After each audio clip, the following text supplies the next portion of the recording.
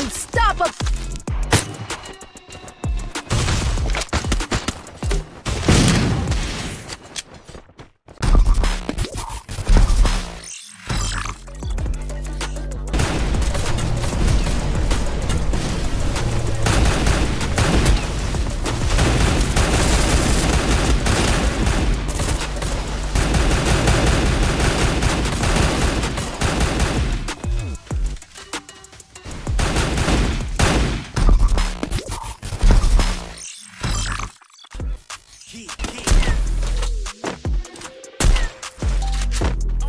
Double kill.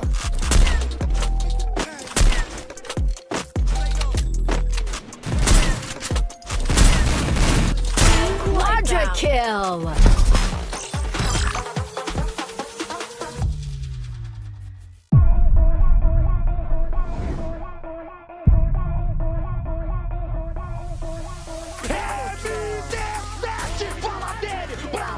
Não foge do roteiro, é o Bermuda vencendo. The FFWS Global Finals are in full swing. ก็โดยรวมสัปดาห์แรกก็บุรีรัมย์ได้ทำได้ดีครับก็ตามคาดได้ที่1ครับ It's end of week 1 and all eyes are on Buriram. With 5 wins and record scored in the first week, there's only one question. Can anyone stop them? Yo creo que podemos ganarles. Dari kita sendiri tim RRQ kita memperbanyak jam latihan, bonding bareng tim, sama kita membuild mental lagi. بالنسبه للمنافسين اللي ضدنا ما عندناش تخوف حتى واحد فيهم كنشوفهم كاملين منافسين ديالنا ناويين نربحهم كاملين وما عندناش تخوف حتى واحد. Buriram chính là đối thủ mà khiến cho team mình e ngại nhất. Đó là nhắn nhủ tới Buriram là từng một tụi mình chỉ giấu bài thôi. Tới chung kết tụi mình sẽ tung bài thực sự của tụi mình. Buriram hãy coi chừng team WLG. As the chase for the spotlight continues, another heated dispute has risen in Rio, the clash of snipers, starring Moshi, X-Boar, and of course MT7, the backbone of Team Fluxo. Nào là xạ thủ số 1 thế giới. ผมอะ the best sniper ของจริง Não, nem sei o que você está falando, eu sou o melhor. Eu consigo matar os squad sozinho.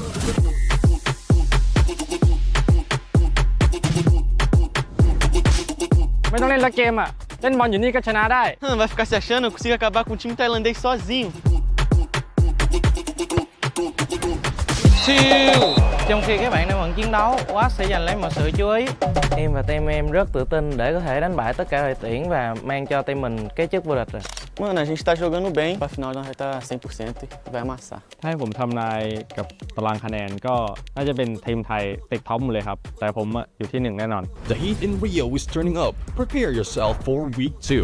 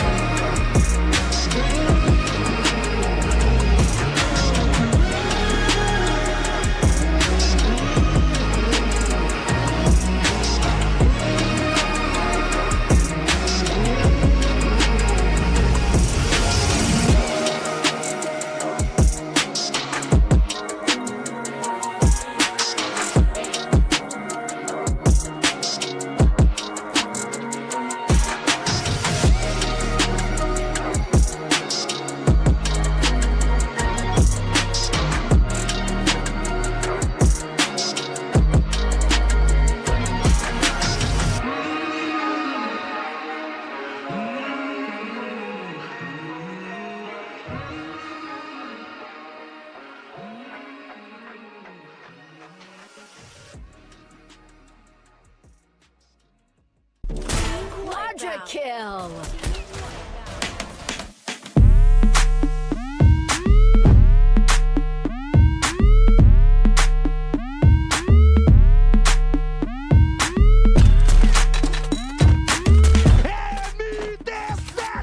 Triple kill. Fala dele, bravo, pra cima demais. Quadra kill. Export, já tomando a passagem, sai do por aqui, tentou pra cima.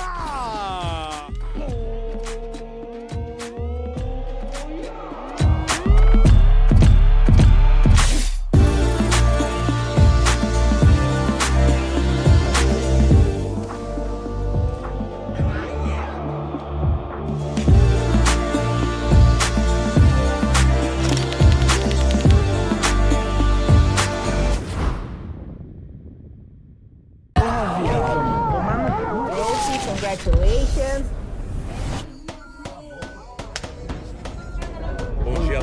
Cadê? Sai dentro aí? Olha sem vazar. Privacidade aí, meu parceiro.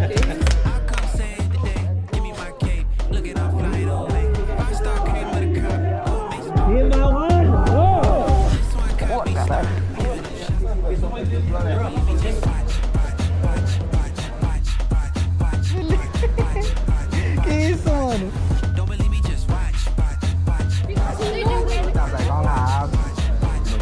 Igual em ponto, não vamos. Calma, junto. ¿Y qué le queda?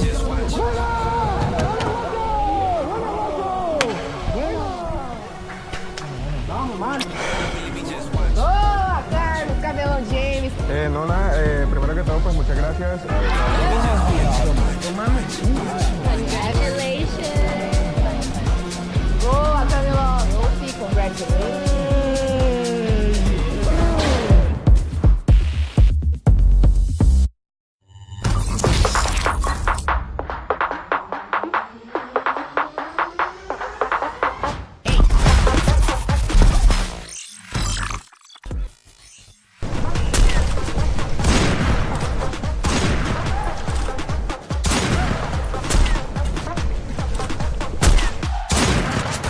Triple kill.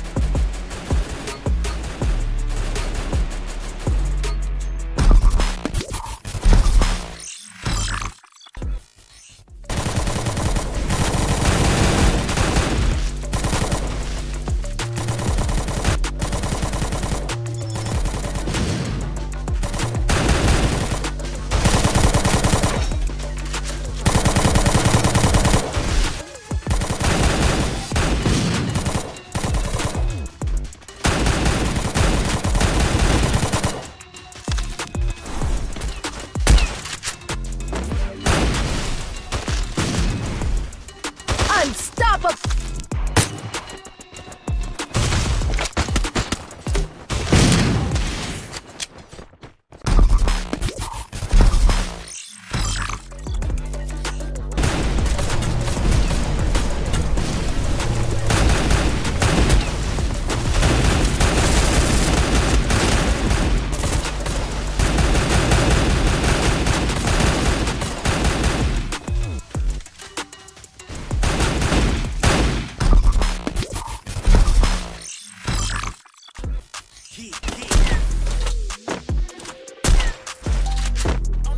Double kill.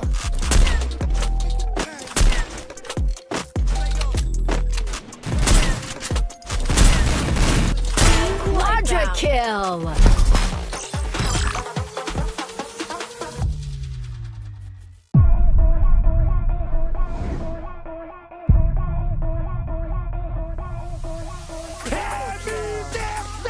Fala dele, bravo, não foge do roteiro, é o Bermuda vencendo.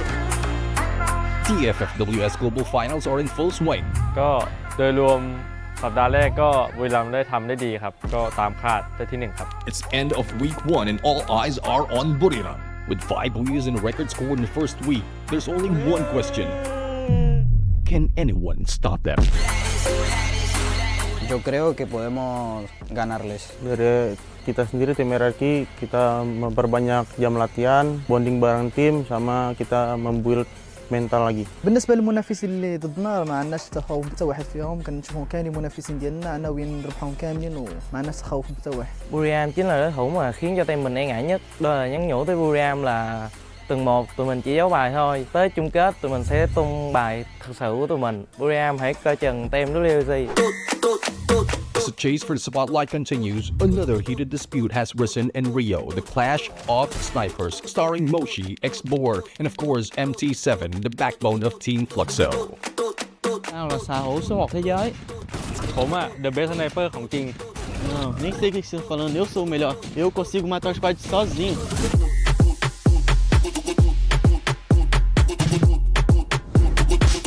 ไม่ต้องเล่นละเกมอะเล่นบอลอยู่นี่ก็ชนะได้ Vai ficar se achando, eu consigo acabar com o time tailandês sozinho.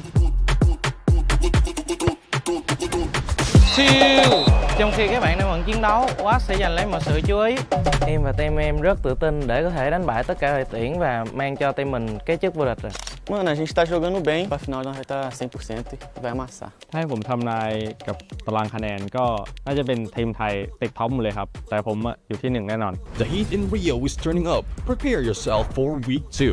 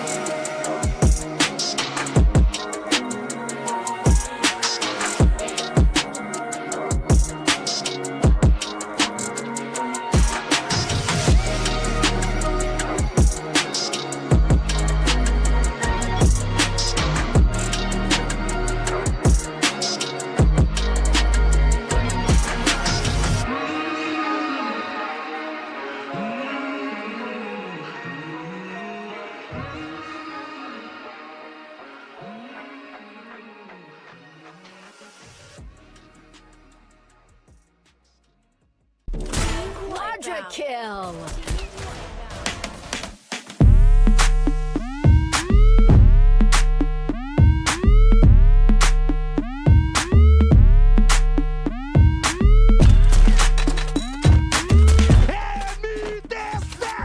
Triple kill. Bola dele, bravo, pra cima demais. Quadra kill. Export, já tomando a passagem, sai do está por aqui, dentro pra cima.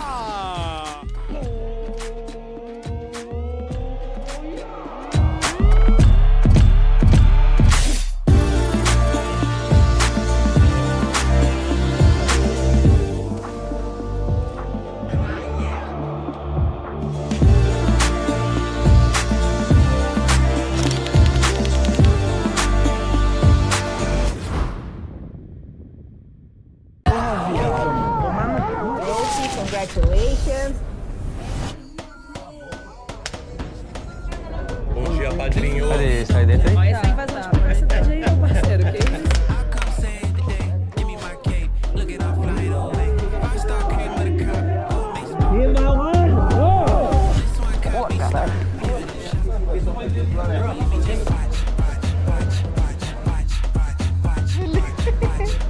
Que isso, mano?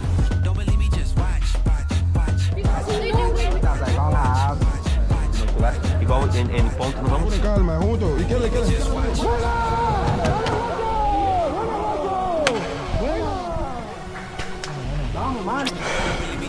Boa, Carlos, Cabelão James. Nona, primero que todo, pues muchas gracias.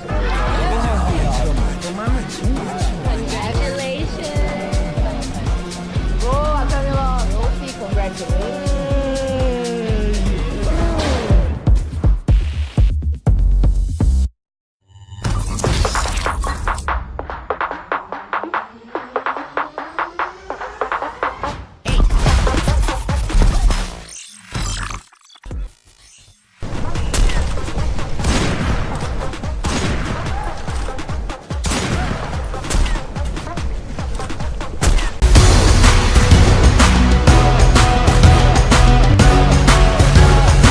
Kaspersky's now in Free Fire.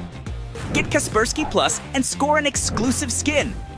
With the most powerful antivirus, plus tools like unlimited VPN, gamer mode, and a password manager, you'll secure that booyah in style. Don't sleep on this. Keep your devices safe and play safe with Kaspersky.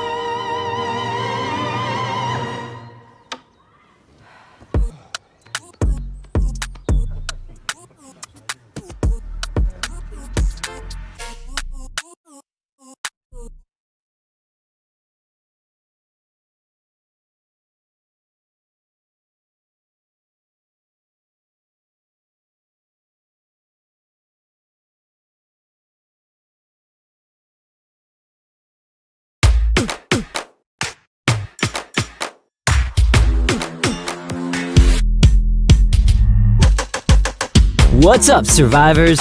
The time has come. This is Rio de Janeiro,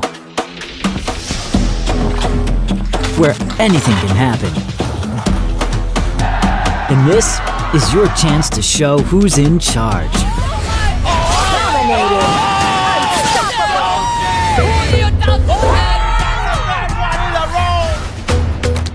The whole world is watching. Every move, every decision is your shot at making history.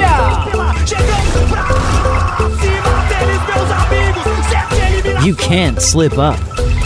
Booyah! Rio is more than just the backdrop. Here, you got to take risks.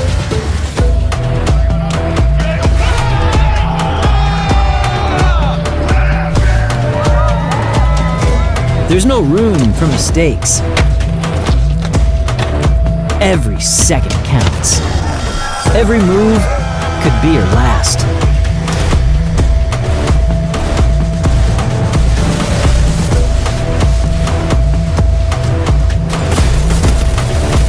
You are here to shine.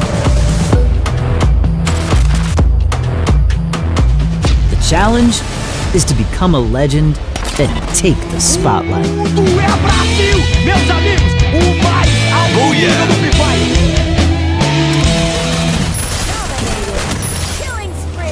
E aí, vai encarar?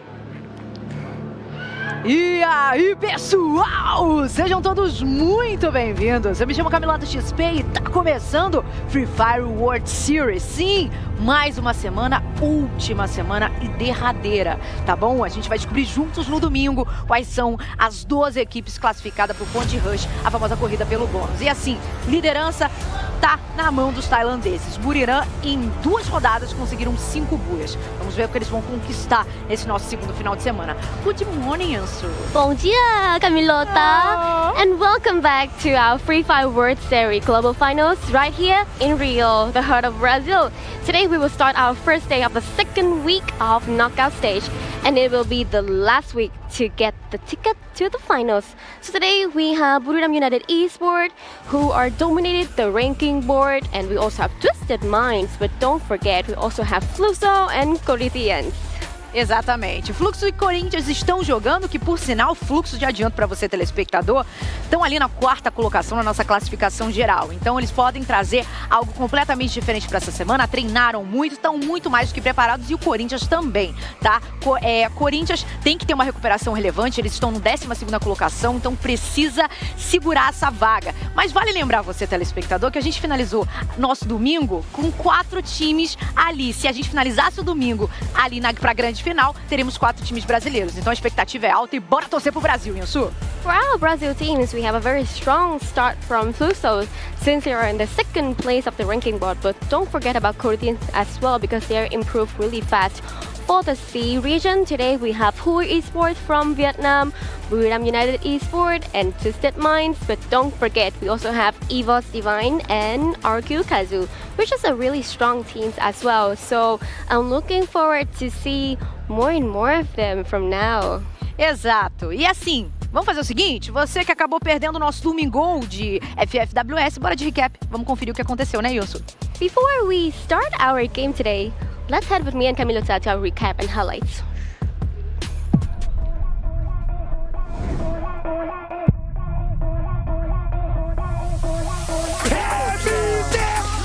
Fala dele, bravo, não foge do roteiro, é o Buriram vencendo. The FFWS Global Finals are in full swing.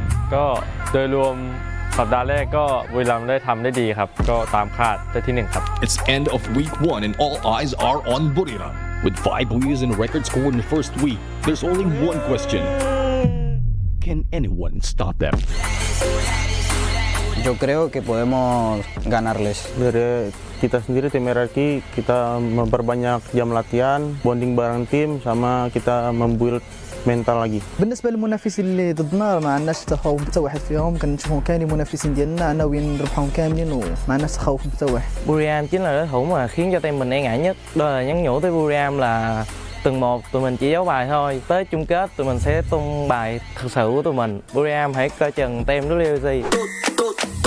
As the chase for the spotlight continues, another heated dispute has risen in Rio, the clash of snipers, starring Moshi, X-Bor, and of course MT7, the backbone of Team Fluxo. Tao là xà hữu số 1 thế giới.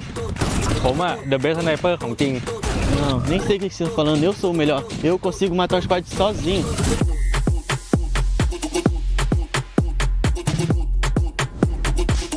ไม่ต้องเล่นละเกมอะเล่นบอลอยู่นี่ก็ชนะได้ Vai ficar se achando, eu consigo acabar com um time tailandês sozinho.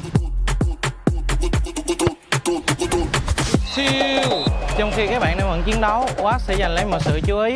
Em và team em rất tự tin để có thể đánh bại tất cả đội tuyển và mang cho team mình cái chức vô địch rồi. Mano, a gente tá jogando bem, pra final nós vai estar 100% e vai amassar. ถ้าให้ผมทำนายกับตารางคะแนนก็น่าจะเป็นทีมไทยติดท็อปหมดเลยครับ แต่ผมอะอยู่ที่ 1 แน่นอน The heat in Rio is turning up. Prepare yourself for week 2.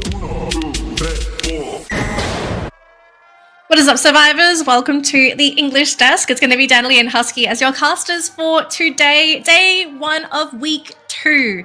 And Husky, these matches are pretty intense because not only is this the final week for teams to secure their points, but this is a really competitive grouping. It's Group A versus B. Yeah, we've reached a halfway point, and by the end of this week, we only have 12 teams making it to the point rush, and then afterwards the grand final. Personally, I think week 1 has not disappointed my expectations. You know, BRU still at the top, but I'm very impressed with some of the performance we've seen, like WAG currently in 2nd place. And this is the best that Vietnam as a region has ever performed in a knockout stage up to this point. So obviously lots of expectations for WAG to really push forward, to really wave that flag high for Vietnam, but I'm always going to be that bad guy. You know, you see the rise of a team, but the question is, can they continue rising in that 2nd week? Because we've seen teams before have a glorious week number 1, where they grab a whole bunch of points, completely blow the competition away, but then all of a sudden you have that 2nd week come in, where teams have had a whole week to see how you play, to strategize, and possibly even snipe you. Do you think there could be a chance that WAG might have a target on their back now? If they didn't in week 1, they probably have a few on their back now. I wouldn't put it past them, but I still feel like BRU is the one that's going to be catching most of the heat, right? That has been the case for every single tournament that they participate in. Though I would say there is one team that I am slightly surprised by by the performance, but not in a good way, right? EVOS Divine, we touted them as one of the up-and-comings from Indonesia, aside from Bigatron, but right now they're not doing too well. 16th place and not even close to top 12. Hopefully, you know, today we get to see their recovery because they only got one more day after today to make it to point rush. Yeah, so groupings-wise, I'm going to ask you about for EVOS Divine. Is this supposed to be the better play day for them, the easier grouping, or are we expecting them to perform better on their 2nd play day? I feel like it's even, actually. You think it's even? Yeah, I think so, right? Because if you're playing against if you're playing today, you're playing against like BRU, you're playing against Twisted Minds from Group A. If you're playing B and C, you have Falcons, you have Attack All Around on the other end. I think it's more of a pick your poison. I feel like for EVOS Divine, they've beaten these teams before when we saw them at EWC, but right now it doesn't seem like that's the case, right? They haven't been able to find their footing at all. They've been really missing out on all these crucial opportunities, and it's really starting to hurt them because they haven't even broken the 100-point mark yet. Well, let's see if they can grab those points this week, because if it's not this week, then unfortunately it's going to have to end up being next year for this team, because it's not just EVOS Divine. I mean, everyone competing in the competition, they're all aiming for top 12, but you know, 6 teams are going to have to go home at the end of this play week. But let's start things off here with groups A versus B, Husky. Very quickly, let's introduce our 2 groups. We got Group A, we have BRU, Buriram United Esports, Hua Esports, Reta Esports, Twisted Minds, and RRQ Kazu. And for Group B, we got CLG, of course. And I think in this case, right, for Group B, we got CLG, Fluxo, we got a Bigatron, Delta, we got the Corinthians, and EVOS Divine, WASK. All of these squads, I feel like when you look at Group B as a whole, it definitely feels like they will struggle a bit more compared to the teams from Group A, right? Because you got powerhouses like BRU and RQ Kazu, and I think it is the case thus far, aside from Fluxo and Bigatron Delta, who are performing slightly better, everyone else is having a rough time. WASK in 17th place, Evo's Divine is 16th. You got CLG, they are in 14th place. Corinthians barely holding on in 12th. Barely holding on, and that's quite concerning for a team, right? The fact that if you're sitting in 12th place halfway into the competition, you not only have to try to stay in 12th place, but you also have to take into consideration, are there going to be any other teams that are going to perform on that second play week? Because there are teams that have very strong second week spurts. But as we saw on the screen just now, that's going to be our format for today. Standard Bermuda, first map of the day. Overall standings though. So just a quick recap. As you can all see, Buriram United, I think everyone that watches Free Fire competitively, you know who this team is, sitting in that top spot with a very comfortable lead over second, third, and fourth place. In particular, against WAG and Twisted Minds, the closest teams to potentially compete for that first spot. But everyone else after that, I think the goal here is really just to maintain that top 12. Because aside from that, you don't really get much of an advantage outside of just qualifying for top 12. Yeah, honestly, it goes back to what we've always been talking about, right? The benchmark is the bottom line. Just make top 12, get to point rush, survive point rush, get to grand finals, and then perform your best on that very last day. Because so far, it's been BRU all over, right? It feels like it's just another day, just another tournament. You know, most elims, highest damage, most assists, every single category dominated by BRU. Yeah, but and I want to also remind our viewers as well, because BRU had a really interesting situation happen last week where they had to play with their substitute for their first play day because Moshi was unfortunately unwell. And some people question, you know, like, oh, okay, is Buriram actually starting to underperform? As soon as Moshi came back for play day number 2, that was it. You know, Buriram was back to 100. So I question how many points teams are going to be able to get now, knowing that Buriram is playing with their full roster in this grouping, because originally it was with their substitute for this group matchup. Yeah, well, to be very fair, even when Declong played on day 1, they still did great. Yeah, it's kind of crushed the competition, right? Like me and AJ, we were joking that, man, even at 75%, BRU is still like better than almost all the teams. And even when you look at the head-to-head between Moshi and Saming, it's not even remotely close, right? Moshi is just miles ahead of his counterpart. And not to forget, even the substitute, even Declong, he was the first world champion for Thailand with EVOS Phoenix Rise back then. So, you know, coming back onto the main stage playing for one day, I think it's just a trip down memory lane for him. Look, I think he's happy he got to play it all to begin with, right? So let the man have one game, then he can sit on the sidelines and let the team do the rest of the heavy lifting, because holy, Buriram looks scary for their second play day. So I know everyone is probably freaking out now. Everyone else in that grouping is freaking out, knowing that Buriram is going to be in tip-top form for today. So I think the question you have to kind of ask, or at least think about for these teams competing today, is what's going to be the goal? You've had a week to prep your strategies, to think about where you want to drop, where you want to avoid in particular, and maybe even teams that you might want to try and feed off of, because this has been a strategy used in the past where teams, if you desperately need points, but you feel confident that you can hot drop a team and win every single time, this is literally the best time to do that. I mean, teams have tried, but most of it didn't really end well. I think you probably would do it if you are, you know, guaranteed to make it to point rush.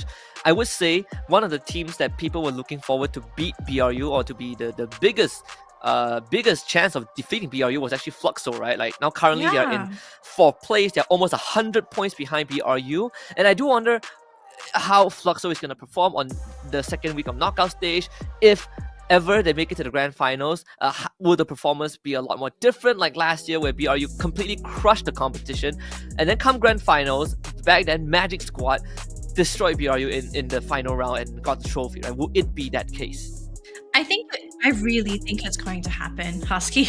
We've seen it time and time again. I would not be surprised if that does end up happening again this year, but it looks like we are getting ready to jump into game number 1 here, survivors. I hope you're ready for this. Map number 1 is going to be Bermuda, but we do have to toss it over to our hosts so that we can get this match going right now.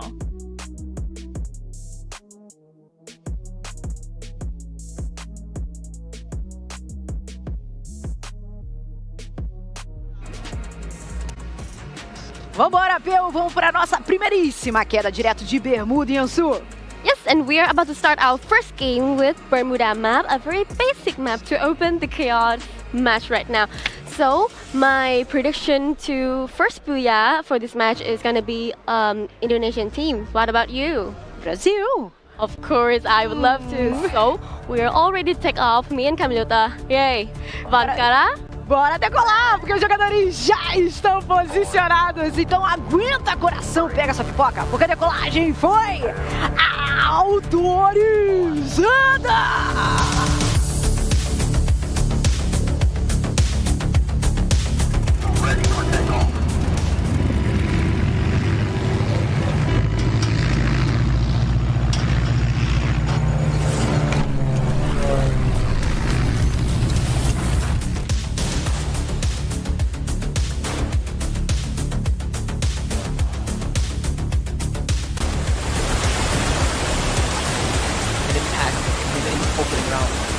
Okay, Husky, I need you to tone down those expectations because we do not want to start cursing teams in this first matchup, especially with how desperate some of these teams are looking to grab these points. So here's the flight path, directly south to northern flight path. So anyone that's trying to aim for those very, very left or right drop points, they're going to have to try and figure out whether they still want to go there or change their minds. So far, so good. It's looking pretty clear. We're not seeing any hot drops, so I want to say it's a bit of a respectful drop for game number 1 because I think everyone's feeling the heat now, especially with how desperate some of these teams need these points. Absolutely, and even if this circle, right, this is the BRU circle, looks so good for them. They love peak. It has been their drop spot for the longest time, so no one has dared to contest them when it comes to Bermuda, and the fact that Circle has them in the center means that BRU, they don't really have to even think about moving much. Comes down to CLG though, because they do drop their clock power, which is right beside Bermuda, and last we checked in, at least from last week, CLG, they also tend to just hunker down. We know that from week 1, the teams actually played incredibly fast in these opening rounds. We'll see if that changed. Well, it looks like it's going to be really slow for this matchup, which I think is quite surprising, right? We're so used to seeing Bermuda be one of the fastest and most active early game maps in the entire competitive scene for Free Fire. But hang on a minute though, it looks like Bigatron is about to land into Retta. Now the thing is, Retta is currently split. They've gone for a bit of a 2-2 split with Vitalo and Carlos here, and the rest of Bigatron coming in. The roster is split. I'm a little bit worried here for Retta. Like, do you really want to try and commit for a fight when your team is not really together? They do have some long-range weapons, right? Like, Vidalo already got one. It is a trade, so sadly they didn't get to secure the point. But it is important for both of these teams because they are very close in that to the 12th spot. So whoever gets wiped out actually will just be on the back foot for the at least for the end of round 1. Good shot from Ikao onto Carlos. That would be point number 2 for BTR. Retta, they did get the revive off screen, but they have bigger problems to deal with, right? They got the Corinthians on them. That was such a bad time there for Retta. They had Bigatron coming in from one side, then the Corinthians came in from the other side. So such an awkward pincer maneuver, crippling the team in the early game, forcing them to go for a complete reset. And hopefully that, I think at this point, the team is praying that they can find a place to safely drop in and reset. But this has set them back in terms of their early game. Now, speaking of early game, Corinthians, do they want to try and compete with Bigatron? It looks like that is the plan. They will enter to a tree though, bit of a slight misplay, but that's not too big of a deal. Although switching on over here, this is not a matchup WASK wants. They're about to run into Buram, the last team you want to run into in an early game skirmish. Well, unfortunately, they do not know that it's BRU. See, they're gonna actually make the commitment, so Wasana clearly sees that. So 3 bodies making that, taking that jump. It's going to be an early shot. The A124 being thrown out. Even the ice grenade, glue melters, everything to the back of the fence. WESK, they might have a good chance because this is a split up BRU. You get a 2v3 situation with WESK having the man advantage. See if they can overpower BRU with numbers. I don't even know if you really need numbers here. I mean, the team is not doing too bad there with just that 2-2 split, but the rest of the team is coming in, so it looks like Buriram actually, no, they're just going to abandon. So they don't want to bother fighting WASK. I mean, if you think about it from Buriram's perspective, they don't have to fight anybody, right? They're sitting on top of the leaderboard. They're not really pressured to grab those points. So avoiding this fight was probably a really good decision for the team as well. Just ensure that they don't lose their points early on. But does WASK maybe want to be the ones to pursue for this, right? Like, is WASK... what's their status in terms of points? Like, how many points are they kind of looking to grab today?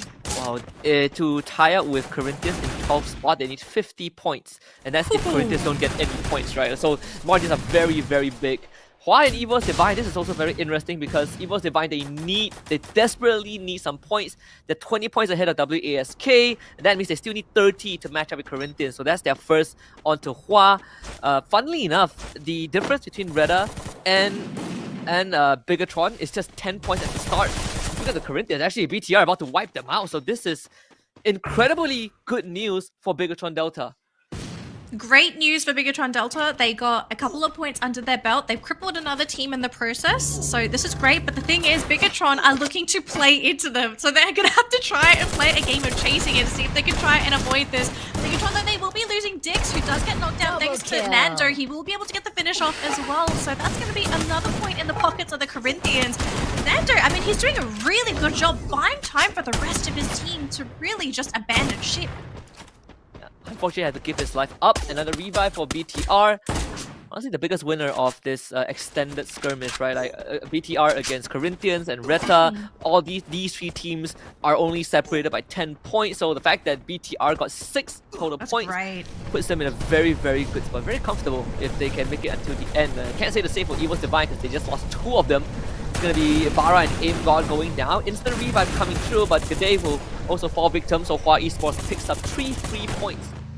Luckily, they still have one player left remaining on the side of Evos, and he was able to get the escape. So, Hua, they got some revenge, because remember, they lost death earlier on to Evos, but using that scouting knowledge. I love teams that do this sometimes, where I think for the average player, you'd kind of see this solo player scouting around thinking, what are they doing by themselves? What are they going to be able to accomplish if they can't go for the solo?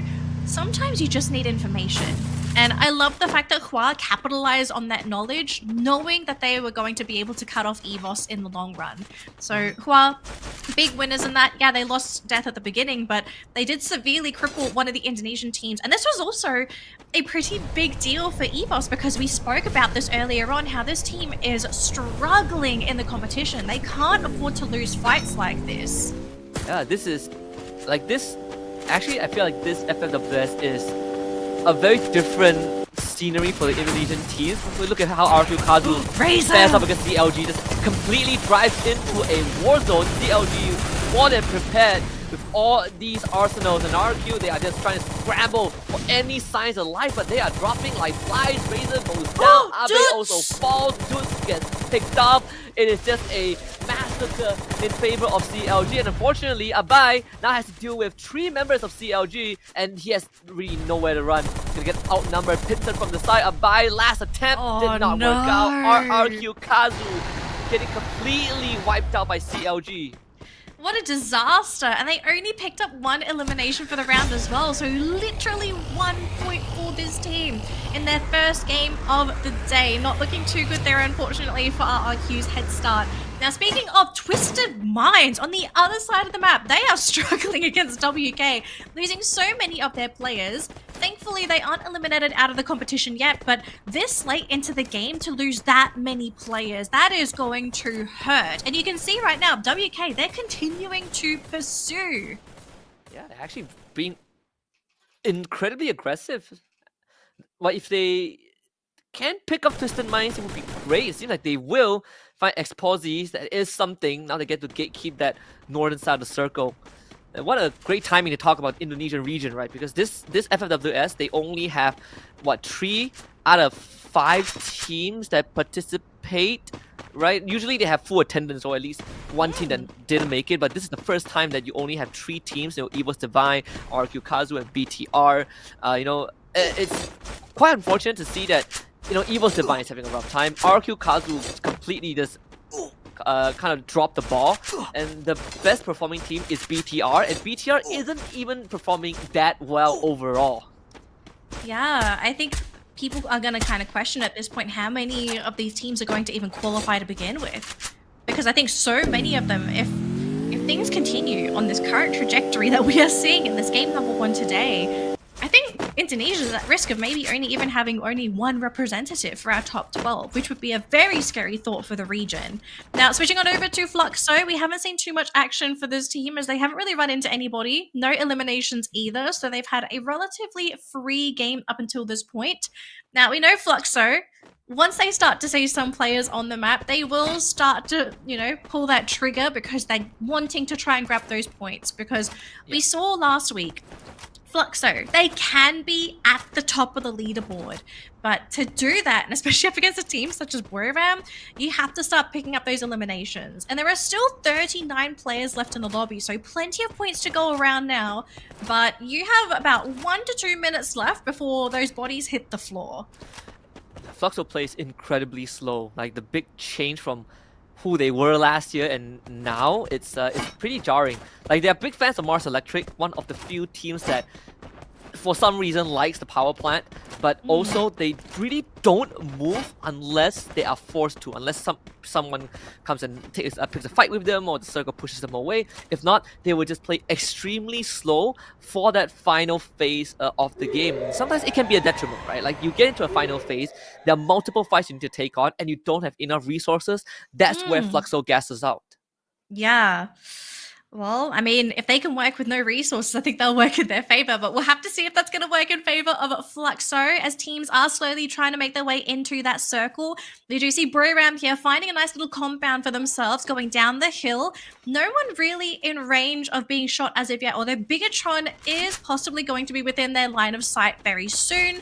Now, we know Buram, they're playing very, very slowly for their first matchup today, but again, we have to stress this. They are sitting in first place with, I think, over 30 points over second and third place. So they're not in a position where they're forced to go for all these eliminations or to be the aggressors. They can wait for these other teams to sort of play into them. And if they can eliminate Bigatron, who is probably one of the biggest teams in this lobby for game number 1, that's probably one of the biggest contenders out of the running for game number 1. Although, speaking of Bigatron, it looks like Big Boss was able to get the snipe there off onto Ikal. So the team is now down to 3 players. They will be able to fight back there with Kyung, who manages to catch out Leo. But, oh, look at that grenade catching out multiple players in WASK. Oh my gosh, Koja with the play. But look who's here. It's EVOS, their brother team. What a savior. Koja landed a nade right on the body of one of the WASK members, and it's this collateral, right? The cluster completely destroyed the entire team. 11 points for BTR, and they have a pretty good position to work with. They don't have to worry too much about EVOS coming in, although the blue zone does cover only a part of the roof. They get the snipe onto 2 members of EVOS, and they rush in. Kyung immediately takes advantage of that. So this is just basically a dungeon crawler for BTR right now, just wiping out team after team. Bara gets shot by Jonah. EVOS Divine meeting their end. I see Twisted Minds flying into the circle as well, but so far, EVOS, they just had a very terrible mid-game. They thought they were going to be safe, but squished in between the top 2 teams in the lobby. Yeah, no thanks. So they will have someone sit in the center of that next circle. But speaking of other teams, we have Hua fighting up against Fluxo here, who is playing on the low ground. We've got a monster truck there where that Hua is using for cover at the moment, but so far, no opening for either of these teams. All it will take is one headshot for this fight to go all on out, but so far, Fluxo really struggling to push into Hua. So hard to push from that low ground, right? They've already lost MT7 as Dev takes them out, so I mean, Hua Esports are just winning on all fronts. All these individual players, right? The snipers win, the rushers are winning their 1v1s, and unfortunately for Fluxo, they just put in a horrible position to begin with, and Bobs just stand no chance. Hua Esports finds a clean wipeout, and that's 7 points for Very unfortunate there with the terrain there for Flux. So Hua, though, going to be super happy to pick up those points. Now, the issue here for Hua is that they still aren't in that circle. They have to fight their way through. We do eventually see E-Boss being taken out of the competition, but Wasana is going to be hit on the ground there as we do see some competition. They won't be able to get the pickup, but Let's Not Get High is going to be the next one to drop. And Wasana looking to try and go for the pickup, but the cover, it's just not good enough there as Wasana's going to be the next one to go down. And now it's just Moshi hiding in a compound all by himself. Not getting any breaks, having to fight the Corinthians with BTS shooting them at the back. BRU has their work cut out for them. Oh, Moshi is out for revenge as 1-2 coming through for this man. Never doubt him. As Koja goes down, Moshi just wiped out BTR and found revenge for his fallen comrades to keep BRU in the running. Well, they just got knocked out, but 3 extra points before elimination. I'll take that any day. Look, that man knew there was no way he was going to get into the circle, right? So sometimes you have to play dirty, and Moshi was disgusting. Someone give this man a bath. Now, the rest of our teams, though, looks like this next circle, it's not going to be a very generous run there. It is right out in the open. There's no compound to speak of. We do have one being utilized by Retta at the moment, but they will have to start making a move very, very soon. Blue wall is going to be very crucial here, as well as the natural cover from those trees, but the terrain does not look generous for anybody. Not at all. And Retta looking incredibly strong. This could be the very first Booyah in the knockout stage, right? They really need it to make it to the top 12. Corinthians, of course, you still have 2 more members left alive, not really in the best position. They will take the launch pad straight into CLG, and it's just a death sentence. Nando actually finds the trace somehow. Joker also getting knocked down, but unfortunately Corinthians do not have the numbers to keep on going, so CLG, now with 10 eliminations and 3 members, will have to face off against the entire Retta squad. Well, so far CLG, they're going to try and play with that low ground as that circle starts to move. They're going to try and see if they can maybe utilize some of these corners. Blue wall melters being deployed there onto the players of Retta. CLG, though, it's looking so unhealthy as FAQ gets chipped down and knocked down onto the ground. We do see Joker fighting all on his own as the entire roster of Retta, they advance onto Joker, they eliminate him too. Retta still 4-man strong as we see DXR doing the best that he can, but Retta, what a comeback for this team. They had probably one of the worst early games we saw starting this matchup. They got pincered by 2 teams. They escaped with 2 of their players. They had to go for the complete reset.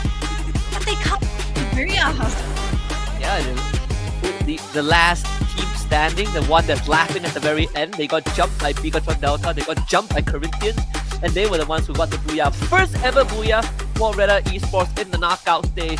Talk about how important it is, because Retta Esports were in 13th spot. They were 3 points behind Corinthians, 10 points behind BTR, but with this Booyah, it should put them in a good spot in top 12 temporarily. Temporarily, I mean, at this point, you kind of want to keep things going here, Husky, but Retta going to be absolutely ecstatic with themselves. We are going to have to continue with Retta, though. Let's see what they have to say after securing the first Booyah of the playday.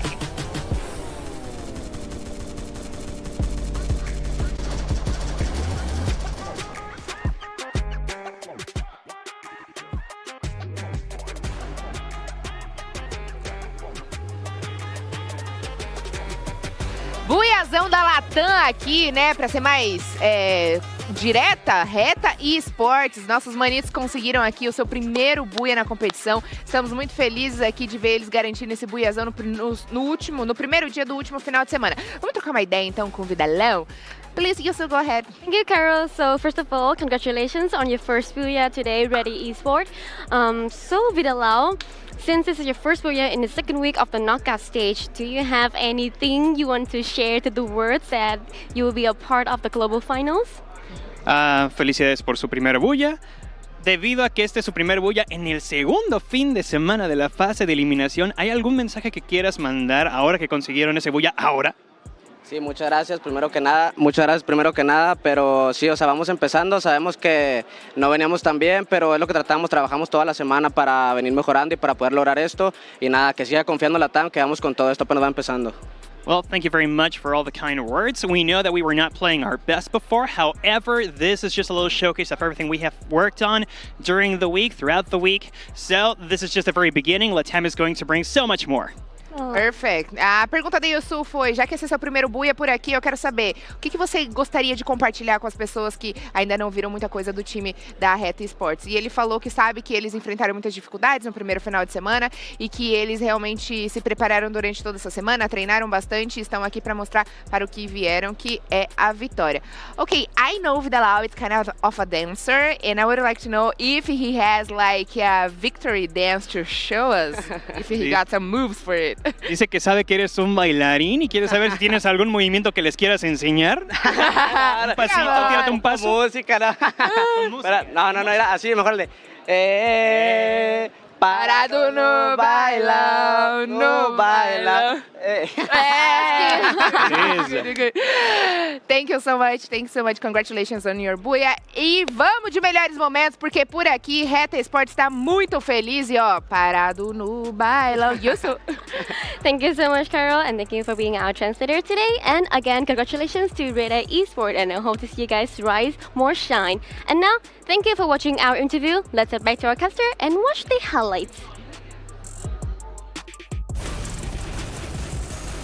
Thank you very much to our host and Pro Reta Esports. Congratulations on their very first booyah in the knockout stage. So I went through the history. Reta Esports, they haven't been around for too long. I think they've been here since 2022. But interestingly enough, most of their previous records were from 2024 itself. So if they make it true to the point rush, this is going to be the first time in the org's history that they've made it into top 12, which is pretty impressive because last time we saw them on that world stage, it was EWC. They fell short. They finished 14th. Didn't make it past knockouts, but I mean, this performance in game 1 was actually pretty promising. Just looking at the numbers and everything that you've told us so far, it seems like they are improving at an incredible rate. Like a dangerously scary rate. And to see them be able to play on the world stage like this, to make a recovery where I think a lot of teams would have really fell short, I feel like Reta could be another team that might be in that same position as WAG, an underdog that we really need to keep an eye on and really just don't underestimate up until this point. Because, Husky, we've seen it time and time again. Group stage, the whole point of this part of the competition of knockouts is to make it to top 12. After you qualified and you made it to top 12, that's when you bring in the big guns. And sometimes I feel like underdogs have a big advantage going into grand finals like this, because who's prepping for an underdog?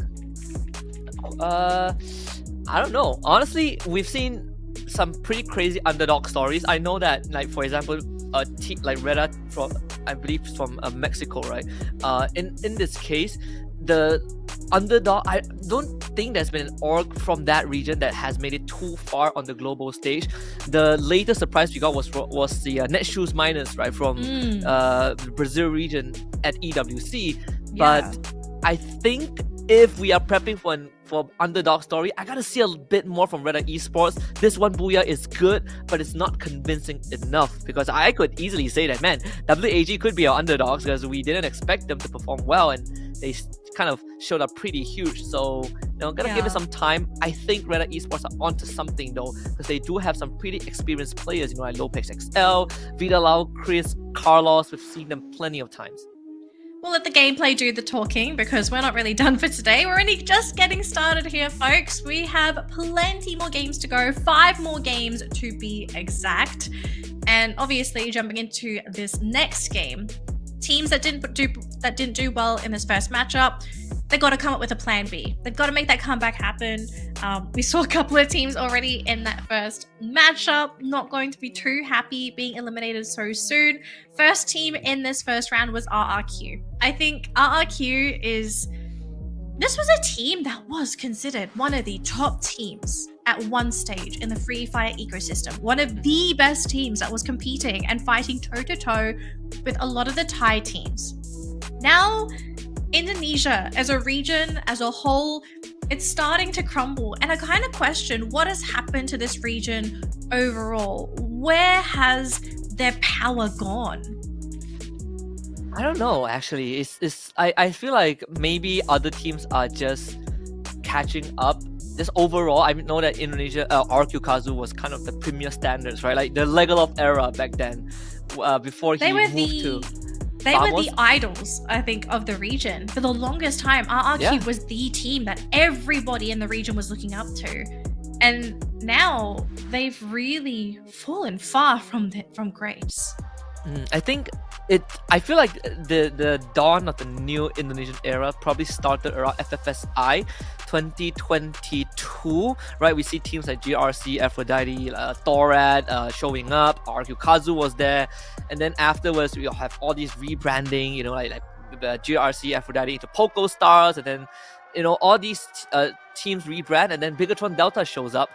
I feel like from that point onwards, you are seeing the Indonesian ecosystem just develop at a very fast pace, and teams are starting to overtake RRQ Kazu. They're starting to do what they do better. I think BTR is a very good example. They play sort of like RRQ at the start, but they've taken that and they refined it, right? Like RRQ likes to play with info. They like to play slow. BTR does the same, but they also have members that can get in your face, which is something that RRQ has been struggling for quite a while. And I think right now they are struggling to play as a team when it mattered the most. I think that was a really good way of sort of describing the issue. The issue being that they are currently struggling in active play, where they are the ones determining where the fights happen, when it happens, to be the ones to start the fights. They've even done this for a long time. RRQ's always been reactive, right? They've always waited for someone else to come into their territory and for them to snap them up. So unless something changes for RRQ, I kind of fear for them in not being able to even qualify for top 12. And that would be very devastating for the region overall. So we'll have to see what happens here, because Purgatory is coming up next year, Husky. And, this is such a flip-floppy map. It could be a standard ending, or we could just get one of those very RNG water circles we have seen time and time again. Sometimes it's a coin flip. You're on the right side of the river, you're on the wrong side of the river, and if you're on the wrong side, GG.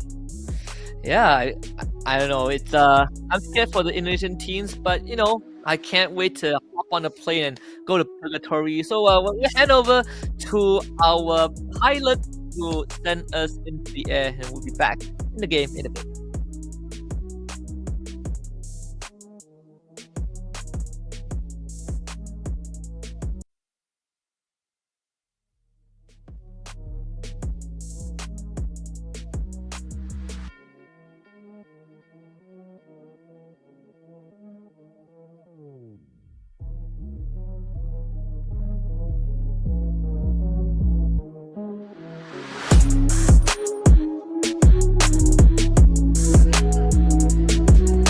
Bora decolar, Peu e Raja. Vamos direto para Purgatory, Yansu. Yes, and we're moving on to Purgatory, our second map.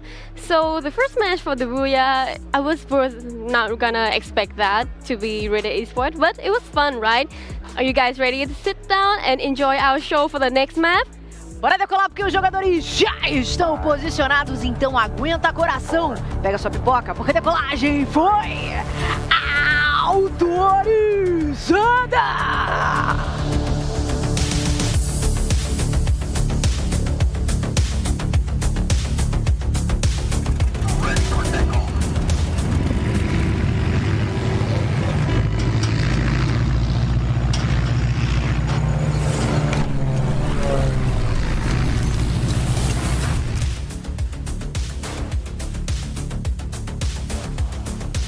We'll make it out live. Well, I think at this point, I hope everyone has live fest, because I kind of don't know what's going to be happening in this particular matchup. A live fest, an umbrella, a surfboard, whatever it is. Hopefully, that's going to be what it takes to get this Booyah for the teamers. Unfortunately, only one team out of our 11 teams in this group is going to be able to secure that Booyah. I want to know what this flight path is going to be. Is it going to be very generous? Is it going to be very, very southern side? Wow. Okay, that is a gross circle. And look at this. But Esports and SCCP landing together. So the first Purgatory round we had last week was also like this. We get a southern flight path, and it really messes with teams that want to go north side. Twisted Minds, I'm looking at you. They love Woodhouse area, and now they gotta make that trip again. You see Corinthians and Hua Esports. Again, for Corinthians, They kind of missed out on the previous round. They did just enough to hang on, but they get another bad round. It's going to be a major setback for them. And wow, very generous with their utilities, right? Just straight up using that dual melter. Not really sure if Corinthians have the adequate info to fight Hua, but they sure are getting chipped. They're getting chipped. Maybe they're feeling pretty desperate, or maybe they're not feeling too good with their loot, Husky. Maybe that's where the desperation's going to be coming in here. Mala going to be going in for the 1v1. He will win though, but he also gets dropped at the same time. So it's a 1v1 here for Corinthians and Hua Esports. Mala though does get pulled back into the game, but he's not going to be there for the team. So the rest of the team is going to have to either hold the fort or make the decision to try and make a getaway happen. Bit of a 1v1 here up against Death. We do have a 2v2 now coming in as Nike comes in, but by us, going to be the next one to go down. It's Death and Poppy tag teaming here as Nike Boy now deciding this is not a good idea, not a fight that he wants to engage into at all. But I'm not sure if he's going to be able to escape. He does find Yan Window in the back line, so Nando providing support for his teammate. Corinthians, they're still in this. They're not out of it. Hua Esports, they have to continue to respect this. You don't underestimate these early game skirmishes because everything can go south here. Yeah, definitely.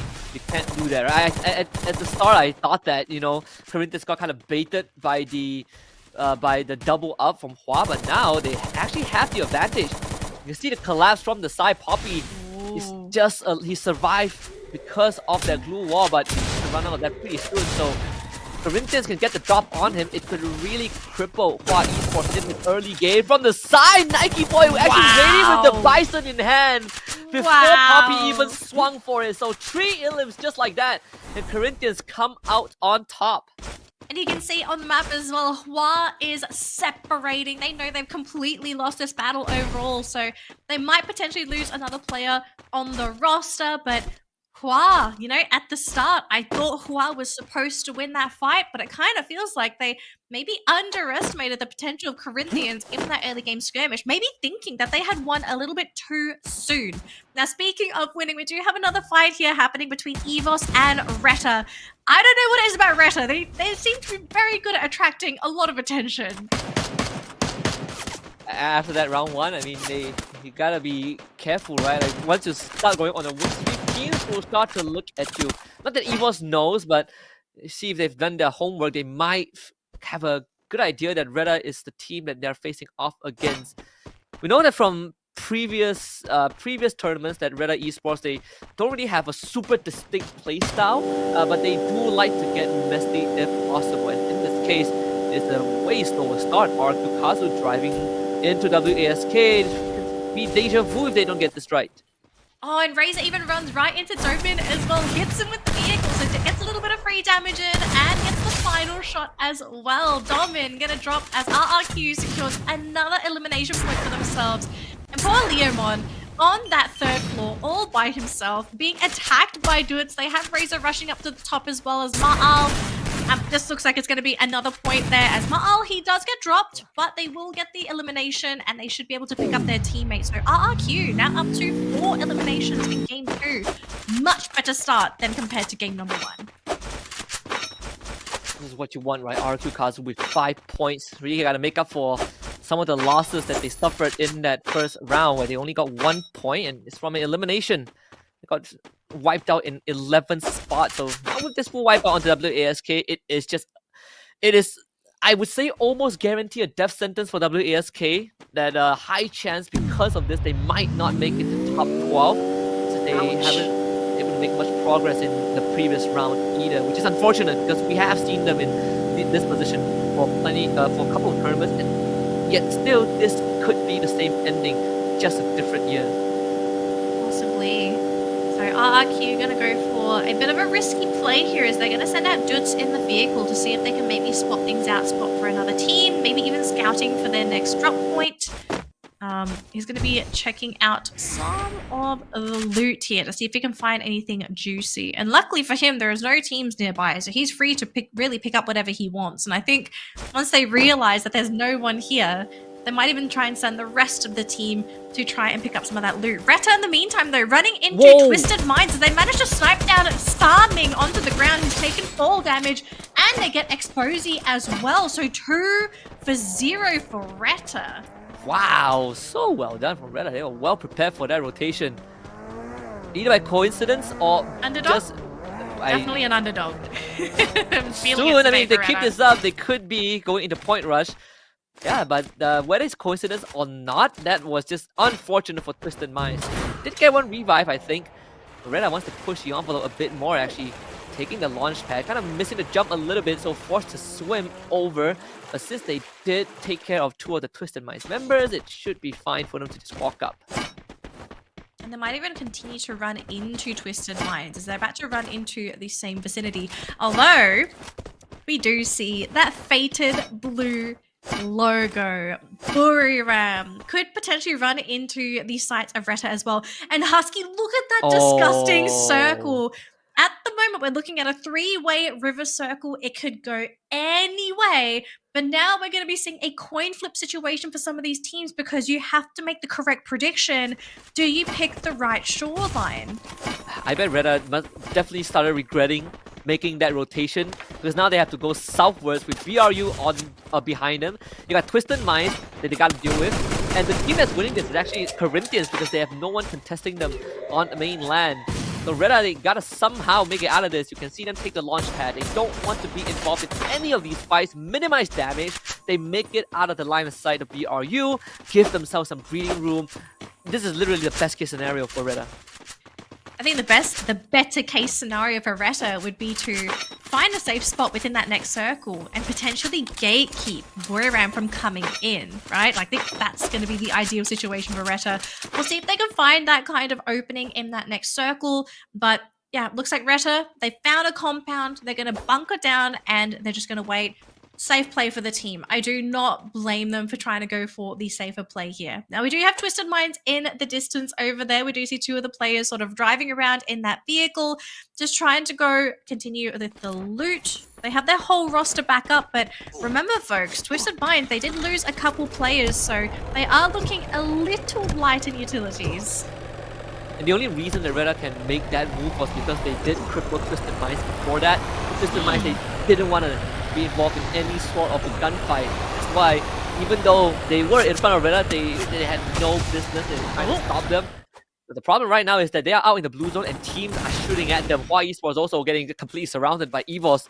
That's going to be basically close to a wipeout as Twisted Minds is just trying to play the survival game. This is so risky as they are going so far out. And in fact, not sure if Fluxo sees them. Probably not thanks to the structures, but this is it's going to take some time for Twisted Minds to recover. I think Bops knows because I did see a couple of pot shots coming in from Fluxo towards Twisted Minds, and Bootson has been caught.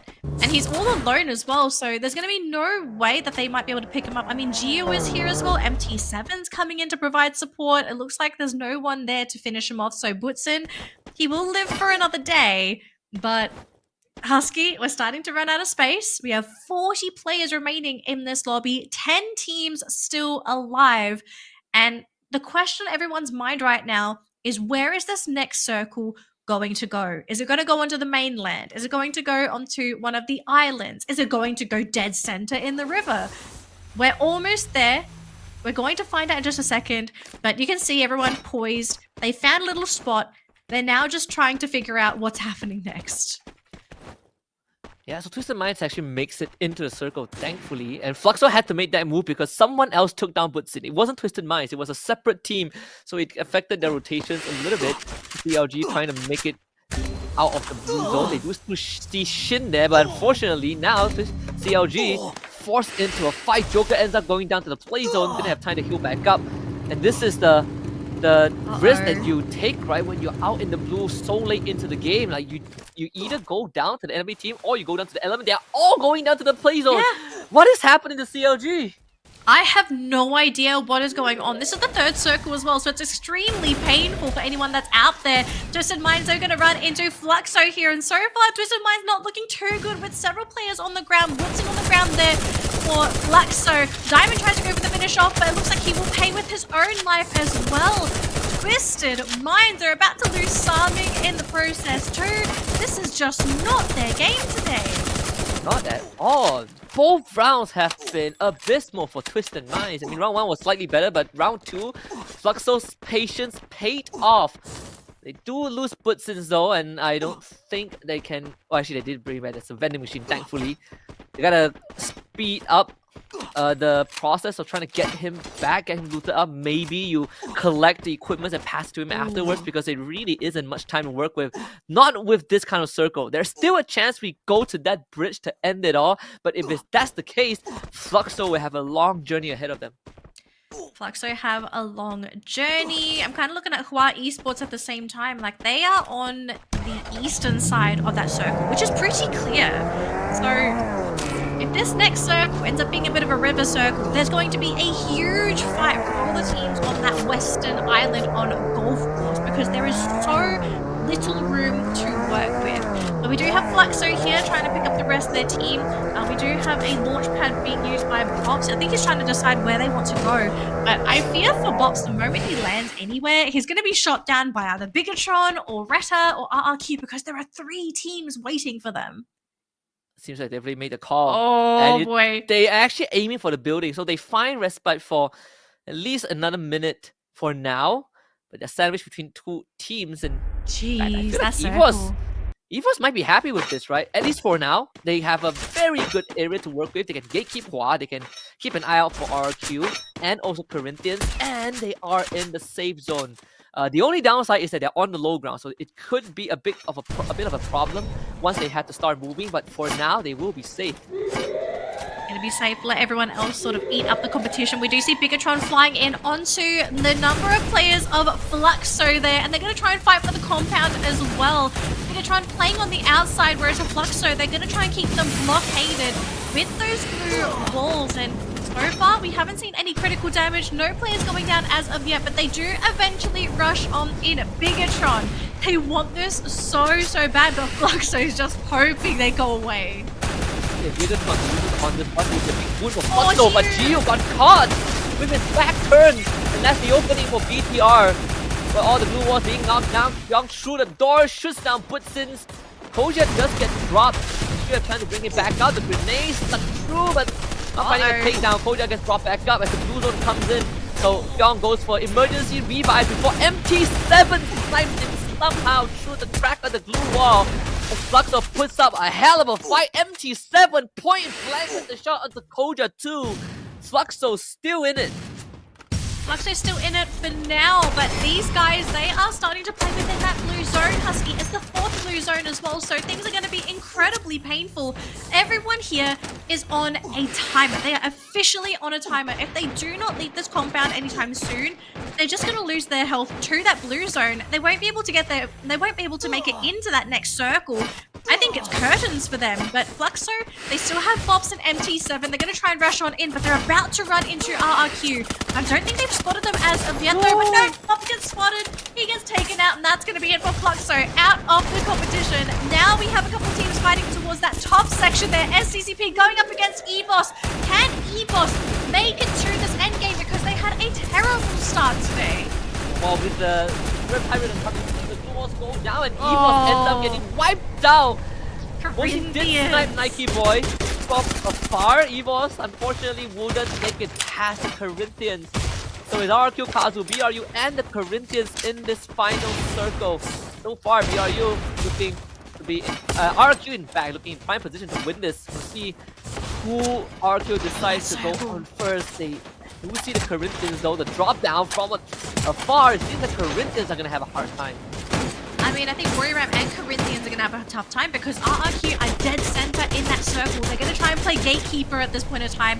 Now, the question is, does Warrior fight against Corinthians, or are they going to push into RRQ? They're trying to play with this boulder, but they're losing so many players behind this boulder. They thought the natural cover was going to be enough, but the fact that there were just too many grenades, RRQ even rushing in to finish off Warrior, and now it's going to be a final battle here. Husky, RRQ versus Corinthians.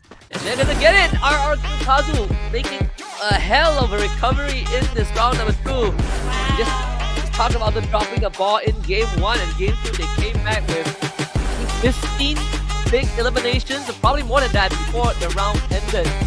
With the best possible ending, right? We say that they had the best chance of winning the round. They had control of the circle, but also the grenade launcher was the biggest difference maker. BRU could not escape, by hiding behind the boulder. They all got blown up. And the Corinthians, they were crippled to begin with, so they were easy pickings for RRQ at the end. You know, it's kind of funny because we saw in that end game, RRQ played in a way that, it was something we were talking about earlier, right? This team is known for being very passive, letting everyone else do the job for them, but they were the ones to be in the driver's lead. 0-0 here for RRQ. Let's see what they have to say in our post-match.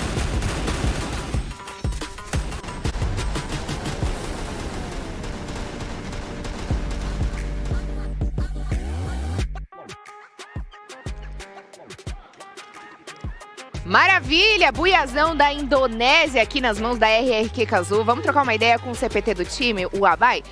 Please go ahead. Thank you, Carol.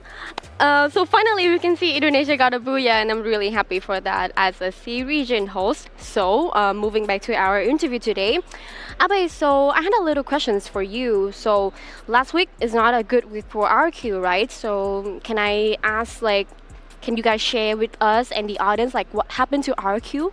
Oke, kan kita sama-sama tahu di minggu kemarin RRQ kurang baik lah. Nah, apa yang terjadi sama RRQ? Paling ya cuma ada kesalahan mistake dikit. Ya, just a little bit. We have a little bit mistakes. Yeah. Hey, perfect.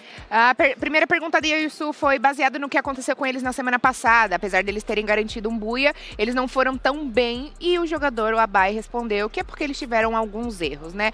Sem muitas explicações. Okay, so based on your performance from last year in Free Fire World Series 2023, they finished, RRQ finished in the 4th place of the overall standings. And we saw great action coming from RRQ. And I would like to know how he compares last year and this year for the team. Oke, so di tahun kemarin kan RRQ juga di FFWS cukup baik nih hasilnya di ST keempat. Nah, apa perbedaan dari tahun kemarin sama tahun ini? Perbedaannya cuma beda roster doang. Yeah, just only different roster. Currently because we have Maal, a new player from RRQ. Oh, replacement full. Yeah. Ok. Perguntei pra ele, porque assim, no ano passado, quem assistiu aí o Mundial de Free Fire sabe que a RRQ terminou em 4º lugar na nossa tabela de classificação geral, na final, tá bom? Então, a gente não tá muito acostumado a ver esse tipo de desenvolvimento aqui da RRQ Kazoo, não. E aí eu perguntei o que aconteceu e como é que ele compara o ano passado com esse ano. Ele falou assim que, de fato, teve uma mudança aí do time, né? Um dos jogadores saiu, eles estão com um jogador novo, estão tentando essa adaptação. What else can we expect from RRQ Kazoo for the rest of the day? Oke. Apa ekspektasi lo dari RRQ Kazoo untuk tim yang lain? Kasih kill aja ke kita. Give more kill to us. Ok, good. Pra finalizar, eu perguntei o que mais que a gente pode esperar da RRQ Kazoo pro resto do dia. Ele falou, espera aí muita kill. Então vamos ver os melhores momentos agora e esperar também que a RRQ Kazoo consiga aí o que eles tanto desejam. So, congratulations, RQ and Abai. I think this booyah is a relief for you guys, right? Like, we are no stress anymore. Then, this is the end of our interview, and thank you so much for watching and enjoy it. Now, let's head back to Acaster and watch the highlights. Bye. Okay, RRQ, you don't ask for people to give you eliminations. You gotta go and grab them yourself. Just like that matchup. We said this when we started this game number 2. If you play passive, you give your opponents that opening to take control of that game. If they keep playing their matches like this today, Husky, I think RRQ can redeem themselves. They just gotta make sure they don't fall into that passive mindset that they've been sort of trapped in for the past couple months, it seems. Yeah, I mean, RRQ has been, it has always been a hot and cold team, right? Like, sometimes you really don't know which RRQ you are going to get. You either get an RRQ that is just completely bulldozing everyone, 4 or 5 booyahs in a single day, or you get an RRQ Kazoo that is just not winning any fights. In this case, we're getting both sides of the coin. At least in Game 2, they got dealt all of the cards that they need. They got great circles to work with. They made the right rotations, and it actually, the flight path itself is already beneficial to RRQ because they like to take the the bottom half of the map, and the fact that the circle went there gave them so much of an advantage to work with. And of course, the grenade launchers helped out at the end as well. Now is to see if RRQ can keep this going, because every time we say, okay, RRQ got a big round, they dropped the ball next, I want to see them continue this consistently before I, pass any judgment. Pass any judgment, maybe pass out as a potential fan, because sometimes being a fan for RRQ is it's a job, Husky. I'm saying this with experience. I've been following this team for such a long time, and as a fan, they make you feel all kind of things. I think an emotional roller coaster is probably the best way to describe what it's like being an RRQ fan. But RRQ, they're good. Okay, literal zero to hero story for this team in the span of 2 games. You still have 4 more games to go though, so we'll see if they're going to be able to continue with this upwards trajectory, guarantee that top 12, because that is the ultimate goal for this team. Top 12, get in there and stay there, because you can't rest on your laurels now. This is the final play week for these teams to grab their points, and you're not the only team looking for points. Everyone competing in these 3 groups are looking to farm those points. I think RRQ Kazu, I have faith that they can definitely make top 12. I'm not sure how high in the leaderboard they can go by the end of knockouts, but I don't think that they would be so poor until they don't make it to point rush, right? I think that's the bare minimum that RRQ Kazu can give us. I'm more worried that after this, because I'm ready to look past the knockout stage and look at RRQ in that grand finals and how far they would go. They did finish 4th last year, but this year with a slightly different team and the competition getting more heated, I think it's definitely tougher for RRQ to kind of repeat that performance, judging by what we've seen. Yeah. So as we get ready for our upcoming matchup, we are going to go for a very quick commercial break. But don't go anywhere, because we're going into game number 3 in just a moment. But very quick word from our sponsors.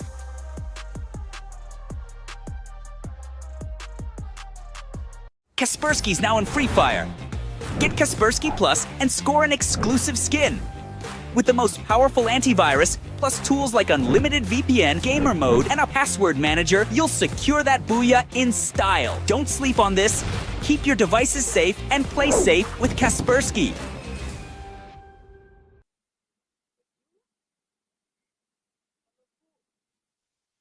Stay safe with Kaspersky, guys. If you haven't got any kind of antivirus, definitely recommend them. And you get a free fire skin at the same time. So I think it's a great 2-in-1 deal, Husky. Yeah, of course. I remember been using that. I first heard Kaspersky like when I was really young, because my dad used to do computer stuff, right? So that has been my entire childhood, up until today. Like one of the OG antivirus programs. Yeah. For sure, right? So one of the OGs, one of the best as well. And we have the Corinthians so far. And impressively at the very top with the most points today, despite not getting a single booyah. You got RRQ Kazu redeeming themselves in game 2. BTR also doing fantastic in 3rd place. Reda, BRU. I mean, so far these first 2 rounds have been quite an eye opener, right? Especially for Reda Esports and Corinthians. Reda Esports more so, considering that they have been struggling a little bit. And you can look at the overall leaderboard, right? The teams that are grayed out they're not eliminated, they're just not playing today. So if Reda can keep up this performance, they can guarantee that they remain in top 12 by the end of today, because Pain will not be able to do anything. Yeah. Now, speaking of top 12, I think would you say, Husky, we're kind of paying attention to the teams towards the bottom end of the bracket? Like the middle to the bottom seems super unsafe. Like the gap between these teams is a mere 10 points? Which is an average game for some of these teams. So anything can happen. Anyone can potentially lose their spot. And I think anyone is at risk of being eliminated at this point, because we played 2 games, but those are 2 games worth of points. Yeah, just to put it into perspective, I think the gap between Corinthians and Pain Gaming, AAA and Pain Gaming, right? From 5th to 12th, can be wiped out with just 1 good round. That's how close the standings are at this point in time. Of course, and a donut for the other team. That too. But even so, I think it takes 1 or 2 good rounds to kind of even out the scores. I think right now, because Pain Gaming isn't playing today, teams in top 12, especially Reda, Hua, RQ Kazu, they gotta take advantage of the remaining 4 rounds and get as much points as possible to create that cushion for them. So because you don't want to be in a position where you run out of rounds and then you can't play and then you get overtaken by everyone else. Yeah. Well, we're gonna have to see how things go, but it looks like we do have a very quick video to show you guys.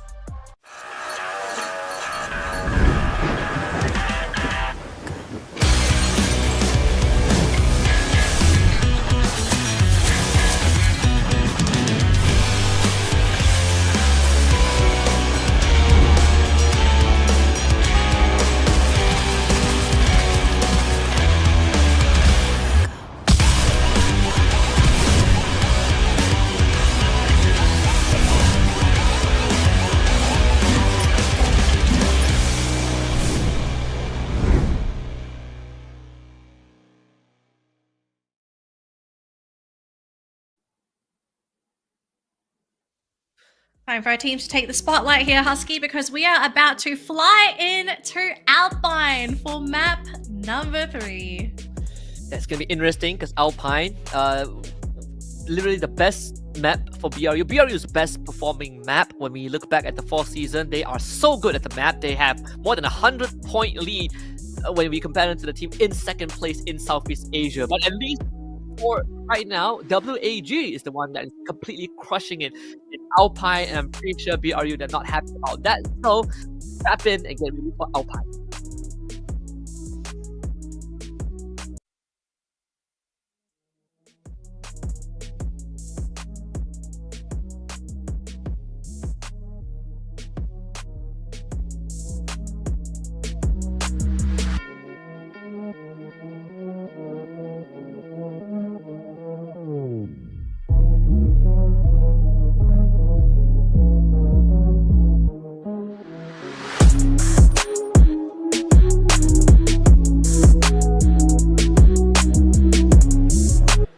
Vambora, Peu e Raja, bora pro nosso próximo mapa, que será Alpine, Yunsu. Yes, and our third map will be Alpine. We are in half of the game today, and the intensifier is still there, the fire is still everywhere, and I can feel the heat is really hot right now in here. So, are you guys ready for me and Camilota to take off with you guys? Exato, vamos decolar porque os jogadores já estão posicionados, então aguenta coração, porque a decolagem foi autorizada! Vai Brasil! Yeah, got the winter coat on. If you are don't have that yet, better go shop for one shot. Get chilly. He dropped it to Alpine. WAG not playing today, so means that BRU is our next best team on the map, and they surely are gonna look to maintaining that. Either maintain or just preserve himself, because they have had pretty tough games. I think we were sort of expecting them to sort of blow everyone out of the water, especially with last week's performance, but they seem to either come out very slow from the gate in this grouping. I'm not sure if this is intentional. Okay, we don't have internal information on how they play this game, but as we fly on in, we do see WK and EVOS flying into Forest Red together, although it looks like EVOS is going to be abandoning ship and giving this away to WK, although we do have Kyung from Bigatron maybe sneaking his nose in to see if maybe he can get a little free kill in there as well. But aside from that, it looks like that is really the only potential hot drop / fighting situation that we could be seeing in any moment now, as Big Boss, first one to go down thanks to ABAX. Very, very crowded Forest Red. Forest Red start. Oh boy. Day. So for WESK again, we say that there's a almost guaranteed chance that they're not going to make it to play-ins, but or to point rush, but still there's still opportunities for them to make a difference, to kind of influence the leaderboard. You know, it's tough for them to get into top 12. They need almost 70 points, which is achievable for sure, but the stars have to align, and right now surrounded by EVOS and also BTR, it's highly unlikely for them to make it out of this. Well, we'll have to see if they can make it on out. Sometimes miracles do happen here. It's just the question is who's going to be the next person to fall. EVOS is very spread out in this fight, and if anything happens right now, they could be in a lot of trouble, but they are slowly looking to regroup. WASK, though, they are also separated as Mr. Ali has been spotted by Bigatron, and he's going to be the first one to go down there for WK, and now the team is going to be down a player. We do see a little bit of damage being thrown down onto Aim God there in the distance, but just to half health, still very, very healthy. But Forest Red, I'm surprised this place is still as crowded as it is. It's pretty surprising that so many teams like to drop Forest Red, or at least in this round. Used to be a hot spot, but I think teams start to recognize that you don't necessarily need to be there. When you look back at the Malaysian region, like Expand loves Forest Red, like BRU at one point loves Forest Red, and then now they just take Snowfall, right? Like all the locations that they take are uncontested. And speaking of BRU with Snowfall, they're actually coming inwards towards Forest Red, and EVOS now have a good chance of gatekeeping them because I don't think BRU knows. I mean, they see They don't. BRU. I think BRU does not know this. They have no idea. Okay, but the thing is, does EVOS have the cojones to even attempt this? It's so early on. Like I think in an ideal situation, this team is just not well equipped to deal with a full lineup like this. So I think just avoiding the battle, much better decision than trying to go for that rush there. I love this. I like the decision that EVOS made. Clearly, BRU unaware of their presence, but EVOS, because they are spread out, AimGod actually is going to reveal his presence, and this could trigger a bit of a response from BRU. To try and take some shots at G'day, so G'day needs to get out of this, right? He has AimGod with him.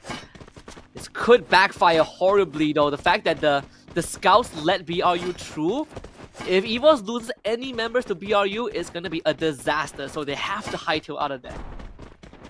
They do hightail it out of there, Huskies, so EVOS live for another day, and we're around maybe a little bit sad that they couldn't pick up that elimination there, but Hua Esports, 2 eliminations for the round, starting out very, very strong there, picking up those points.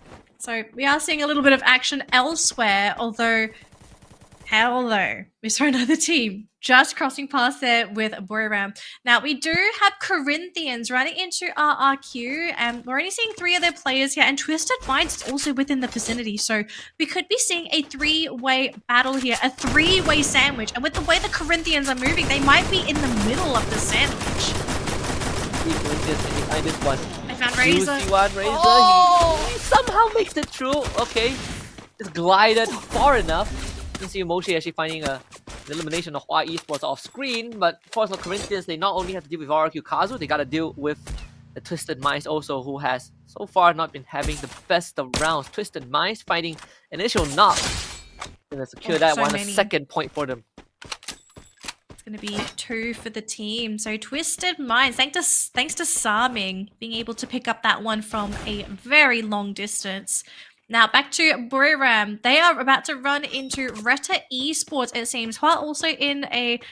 not too far away, but Retta is the nearer team here for Buriram, but it doesn't look like they're about to run into them, so... literally going to be 2 ships passing each other in the night, maybe unknowingly, not knowing that they are just so close to one another, as Buriram continue to scout around to see if they can find any food, any points, anything, because they have had 2 really quiet games today. As, hang on a minute, was Sana gonna be caught by Mr. Ali? Even on the other end, seems like RRQ Kazu now turns their attention to Twisted Minds. This looks like a trap, Husky. Look at the positioning there for RRQ. This will end in a team wipe for sure, right? I don't see any opportunities for a revive. Oh, the bait. Wow, does have a good corner though. Can't get the shot in, and in fact, Jude ends up going down. This is not the start that RQ Kazu wants, and the worst part is that now they have to just split up and cut the losses. Twisted Minds have figured them out. See, Razor can make an outplay. He's in between the boulders, shows himself with the double up from Thanos and Diamond, just too strong. Ma'a tries to help out, but he ends up going down. Good coverage from Twisted Minds, and they end up coming out on top. That looked like it should have gone in favor of RRQ, but I think the unfortunate reality was Ma'al and Abe. They couldn't get the snipes that they wanted, and because of that, their players in the front lines got overrun by a full roster, And they're the ones to be cleaned up. And now Twisted Mind sitting on top with 6 eliminations here, Husky, for our Alpine matchup. What did we say just now, Danny? It's like a box of chocolates, you know? You don't know what RQ you'll get. We got both sides of the coin. And it seems like we're back to square one. I feel like I just played a gacha machine and I kind of pulled the dupe, so not feeling too good here, Husky. Didn't win the pity, for sure. Definitely. All right, so we're going to be getting a bit of a top left-hand circle here, close towards Militia, Snowfall, and Forest Red. So teams that are playing towards the right-hand side, they're going to have to start making their way. Same thing with our southern teams. But Corinthians, I kind of feel like they have a pretty good advantage for this circle because they don't have to worry about dealing with teams coming in from that top left. It's mostly going to be Retta who's flying in from that right-hand side. Fuck, I gotta start moving. Let's see if he can. I mean, for Fluxo, they have been playing slow the entire knockout stage. Let's see if they can kind of take advantage of this, right? Because they're uncontested for now, and they should be able to make it kind of through into the circle. Mr. Ali, not that lucky though. Wasana, what a snipe from afar. Red Tyrant coming through from Big Boss, and the response from BRU is to keep on fighting. Look, you gotta keep Buriram at bay. They have no idea they're shooting at Buriram. They're pretty sure if they knew, they probably just want to bail ship at this point. But we do have the launch pad there for Buriram, so they do cross that river. So this gap between WK and Buriram is slowly closing. And you can even tell the team, after seeing that launch pad, they want to have none of this.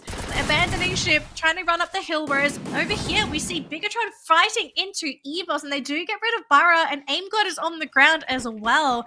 EVOS, another round where this team is crippled. BTR 4 points so far, very solid start, and in fact uncontested.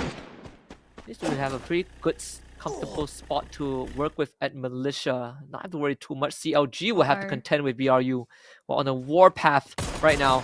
BRU again, one of the best teams on Alpine. If they start cleaning teams up, you know it's going to be a big round for them. Oh boy, CLG. I hope they're prepared for this because this is about to be a very dangerous fight. Same thing here with WK as we do see a couple of snipes coming through as well.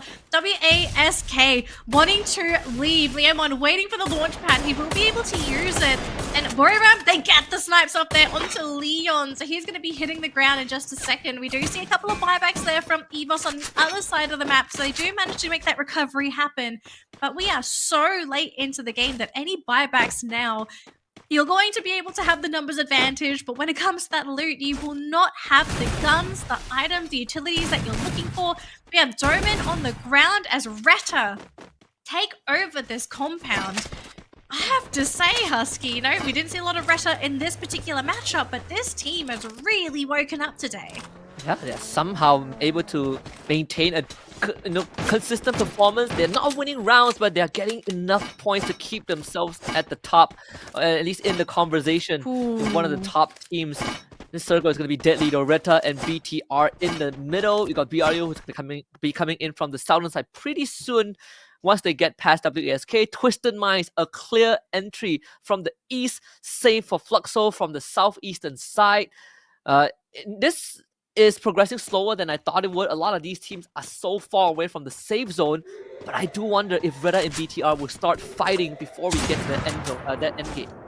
I think they're going to have to start fighting now, Husky, because everyone's running out of real estate. And I think one of the first fights we're going to be seeing is that matchup for Hua against Buriram in the bottom left-hand corner, because Hua, they're stuck on the island. They're in that blue zone, and they have to figure out a way to get in past Buriram. We do see SCCP fighting up against EVOS in the distance, and we are seeing EVOS, unfortunately, being the ones to lose in that particular matchup, but it seems like things have sort of settled down for these two teams, as we only saw one player killed on that kill feed. And Buriram going to start continuing to make their way into that next circle as the fight continues here. Now Avax in the front lines, but he's in the middle of an entire roster of players. And unfortunately for Corinthians, they lost one of their players, so they're now down to 3, and we are about to hit our 4th circle. Very fortunate that the Corinthians had to give up one of the players. Ideally, you want to have the whole team, but still, right? They're still in it to win it. Revive comes through. They have just no for the numbers. idea. This is going to be insane. They actually threw in a grenade that chipped away the health bar of BRU members. So Get High needs time to recover. Good Reptile Rhythm to break down the blue wall. And Jonah instantly goes in for the rush. Yanbin covers his teammate. David makes it out alive. And what good coverage from Hua Esports to turn it around. And now they're going to get through Jonah and Wasana. The army Reptile Rhythm from afar to bring down the blue wall. Shin missed back up the horizon line. Gets him back into action as Steph takes out Wasana. Moshi is just doing his best from afar. Steph from afar. Jonah goes down. It's triple. Oh, no one's checking Moshi. Steph is going to be picked back up. It will be a 1v2, but man, Hua Esports played that the best they could, and now they have the upper hand. Ooh. Death, he actually got knocked down by the blue zone, so he's going to be picked up on the ground. That fight should have gone in favor of Hua. The only unfortunate thing was that nobody was checking Moshi, so he was able to just get these free snipes in the distance. Finds a launch pad, going to be able to zoom his way into that circle and be the one to maybe potentially gatekeep Hua himself, as he does know that where the Hua members are. He's going to go for the recovery. And look, I hope Hua have something up their sleeve, because trying to get into the blue zone with a Moshi watching your every move, very, very likely chance that this man is going to be able to snipe both players before they even have that chance. We do have Retta sitting within a nice compound in that circle next to Bigatron. So they are playing gatekeeper mode. Anyone that they see, just shoot anything that moves, grab those points, because their placement points so far are looking pretty good. And CLG might be their next target here as they're moving right next to their compound. But Hua Esports, they played that so well. They didn't get the wipeout, sure, but they definitely stopped BRU from having a chance of getting the Booyah unless a miracle happens. Moshi had to deal with CLG, and even the great Moshi will not survive against 4 gun barrels pointed at him. BRU out in a spot, all thanks to Hua Esports, who somehow now have to deal with Retta. Only 2 members left alive, and Retta not only have to worry about Twisted Hua, Minds. they gotta worry about Twisted Minds, BTR, CLG. They are literally sandwiched in the middle. These teams fighting to get control of these compounds. First player to go down on the side of Bigatron is Young, picked up by Exposy. We have Nameless shooting from the outside, but we have some blue balls being deployed, so those windows are being covered. Icaldo coming in from the sideline gets immediately picked off from the team, and Twisted Minds, it looks like they should be able to take this compound absolutely for free. They have their full roster, they're almost at full health, they have plenty of utilities to work with, and for Bigatron, they are almost out of gas. Not going to be easy for Bigatron, not when they're losing so many members, right? Saming and Nameless, they're just picking them off, so BTR isn't standing much of a chance, being wiped out. Twisted Mice finally coming alive in round number 3 with 12 eliminations so far. Seems like they are well equipped to go for the win, and actually in a pretty open spot as well, right? Really uncontested unless Corinthians has something to say about it. Checking on them in a little bit, in fact, Opex XL actually shows up, so Twisted Mice have to deal with Retta and Fluxo shooting at them from afar. Foxy shooting from afar, there's no one to contest them as well, so they're basically free to shoot whoever they please and maybe even steal some of those E-limbs. We do see some of those blue wall melters being thrown by either side as Shin gonna try and put himself into Retta. What a brave play coming in, but he wasn't immediately sniped out, but he will go down to Carlos at the end of the day. Retta so far successfully being able to defend their compound, and even a massive heal coming in for the team as well. Retta back up to full, but the issue now is that they have a blue wall blocking their window and a blue zone that's pushing them out to that second compound. And it looks like we're going to be seeing Fluxo eliminating Retta there. The entire team getting caught by that blue zone. And look at this Fluxo coming out of nowhere, causing so many issues for these teams that were in the circle for so long. Yeah, Fluxo having a pretty good chance as well, right? It's them and Twisted Minds that are the most equipped for this final fight, so they turn their attention over to Twisted Minds. Very smart that Reptile Rhythm is going to force Fluxo to move on forward. There's only one way that Fluxo can go, and they're it's advancing towards Twisted Minds. One of the players is incredibly low. He needs time to get back up, but the utilities are too much. Twisted Minds, well prepared. Reptile Rhythm, blue wall melters, everything thrown at Fluxo, and suddenly they find themselves exposed in the open, and Fluxo no longer a problem for Twisted Minds. 15 eliminations, CLG and Retta, the only two remaining teams in front of Twisted Minds, but It's time for them to make up for the losses that they suffered in the first 2 rounds. Greta gets wiped out, Kristen Mines against CLG. With Kristen Mines having the man advantage, this looks like a booyah for them. Looks like a booyah, and it looks like CLG might be out of utilities because they are playing behind only 2 blue balls. We're not seeing any more there, Husky. That game, that end game, a flawless ending for Twisted Minds, who unfortunately had a little bit of a slow start today, but they surely made that comeback happen, especially with all of the eliminations that they were able to farm up in this game number 3. Twisted Minds, maybe they didn't have the best start to the day, but look, they're back, they're awake, and they're getting those points. This is the first team, or the team that secured the very first ticket to EWC back at the Mobile Masters. By the time we had it in Sao Paulo, so it's the second trip to Brazil. We've seen what they can do when they're at their best. I've talked so much about this Diamond Nameless, this electro therapy, this duo that looks so unstoppable.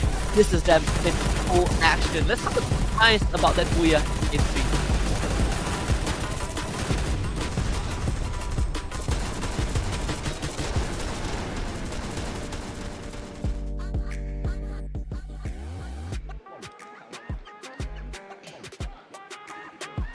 Buiazão tailandês acontecendo por aqui, mas dessa vez nas mãos da Twisted Minds. Vamos trocar uma ideia aqui agora com o Exposed, que ele vai conversar um pouquinho com a gente, porque já faz um tempinho que a gente não vê um Buia vindo aí da Twisted Minds. Yusuf? Hello everyone, so Exposing, since we are in our first day of the second week from knockout stage already, and it's also our last week, so right now, are you guys hiding your tactics, or are you play like completely for real? Because I feel like the first one and the second match is not that concentrate, you know? เขาถามว่าตอนนี้เรายังมีแผนอะไรที่ยังซ่อนเอาไว้อยู่ไหมเพราะว่าเหมือนช่วงแรกๆเหมือนกับว่ายังตั้งสติกันไม่ได้มีอะไรจะโชว์อีกไหมก็ไม่มีอะไรครับรอบนี้อยากเล่นชิวๆไปก่อนครับ we have nothing to hide. We just want to play chill and try to collect points as much as possible. Hey, good. Primeira pergunta da Yusuf foi, já que esse é o último final de semana da fase classificatória, quero saber se vocês estão escondendo alguma coisa ou se vocês estão jogando de verdade, é o que vocês vão fazer daqui pra frente até a final. E ele falou assim que não tem nenhuma estratégia, na verdade eles só estão jogando, seguindo aí o flow, entendeu? Então, eles estão fazendo o melhor jogo deles que eles podem. Okay, if you could choose 3 teams to not advance to the next phase, who would be? ถ้าคิดว่า3ทีมที่จะไม่ได้เข้ารอบไฟนอลมีทีมอะไร Yes WASK ครับแล้วก็ EVOS แล้วก็ CLG ครับ WASK VATS from MENA and Evo Divine from Indonesia CLG ข้างหน้าเลยพี่ CLG Okay, so double AG WASK. Oh, Yeah, WASK. Ok. Tá, eu perguntei pra ele se ele pudesse escolher 3 times que não fossem, pra não avançar pra próxima fase, quais seriam? WASK, CLG e EVOS. Yeah, EVOS. Ok, então ele escolheu aí esses 3 times que ele não quer ver avançando para a próxima fase. Vamos de melhores momentos, minha família, porque por aqui os tailandeses estão até então felizes. Exposing, I think you just start a war with someone. Thank you so much for watching our interview, and this is the end of us and Exposing from Twisted Mind. Congratulations on having their booyah. And now let's head back to our caster and watch the highlights. Woo! Wow, good defense by Yunsu. You know, it's not WAG for sure. They're doing mighty fine. They're still in 3rd place, so not any chance that they will not make it to point rush. But yes, WASK, EVOS, Divine, and CLG on the list of Exposing. Oh boy, Indonesian fans will not be happy hearing about EVOS Divine.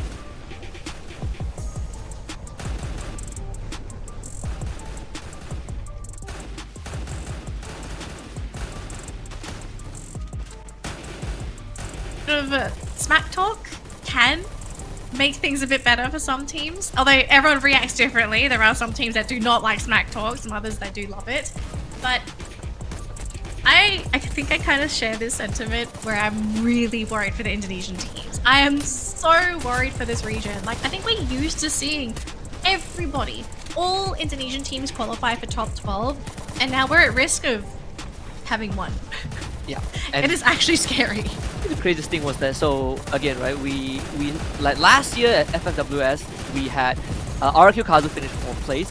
Recently at EWC, EVOS Divine came within 10 points, single-digit points of winning the trophy, but they fell short to Team Falcons, right? They finished 2nd place. And right now, there's a chance that EVOS Divine might not even make it past the knockout stage. It's such a crazy development, which is all happening in less than 6 months, right? Like we finished Esports World Cup in July for Free Fire. So you could definitely see the difference, like the shift in meta and how teams have really been adapting. Of course, you gotta give props to Saming, one of the premier sniper players from Thailand in this team. This ongoing joke that he and Wasana were on the same team before he went to Reverse Red and then Twisted Minds, and then Wasana went to BRU, and he was the first one that got a trophy before Wasana did. But here he is, right, with just an amazing sniper performance. I don't think Twisted Minds is out of the woods yet, right? Because, you know, Husky, you and I, we've sort of kept up with the scene in Southeast Asia, and as much as we love Twisted Minds on their good days, this team has far too many bad days for anyone to feel confident that they're going to be able to win any major titles. Like, yeah, Twisted Minds, will they make it to top 12? Like, I think at this point, 100%. I think they should make it to top 12. If they didn't, that would be more shocking. But here's the thing. Is Twisted Minds capable of winning the world title? Because of how hot and cold they are, I just don't see that happening. I hate to be the bad guy, but I'm being very realistic here. I don't think anyone expects Twisted Minds to actually win the tournament this year. Yeah, I can get behind that. I can definitely agree with it. I think BRU is still the team to beat in any situation, right? Like no team has ever come close to being as consistent as them. And sure, BRU, like they went 1 year without winning a single trophy. You know, they didn't win EWC, they didn't win FFWS. But if you want to talk about the most consistent team, it is still BRU, and that's how good they are. But I would say consistency is definitely a theme for the Corinthians as well, right? They're 44 points. No, Reda also not doing too bad. CLG as well. Like booyahs, Husky. Like the fact that Corinthians are at the top and they haven't gotten a booyah today. Like what the heck? Corinthians are like the OG world champions when the first World Series was like held in Brazil. Of course, this is a way different lineup, but man, the fact that Corinthians are really stepping up, you know, it gives us maybe they are the second dark horses. Who knows, right? Maybe it's them and Reda. I actually think they are potentially a really good candidate for a dark horse, especially with the level of consistency that they're showing. I think, if anything, consistency during a play day is a really good sign for a team. And, you know, like, as you said just now, Reta, Corinthians, they are showing us that they have that level of consistency, and this is during the elimination stage of the tournament. This is not top 12. So if they can keep things going, I 100% see these teams probably being some of the biggest threats going into our finals matchup. Now, we have to prep for game number 4 here, Husky, and it is our favorite map out of the lot. It is Kalahari.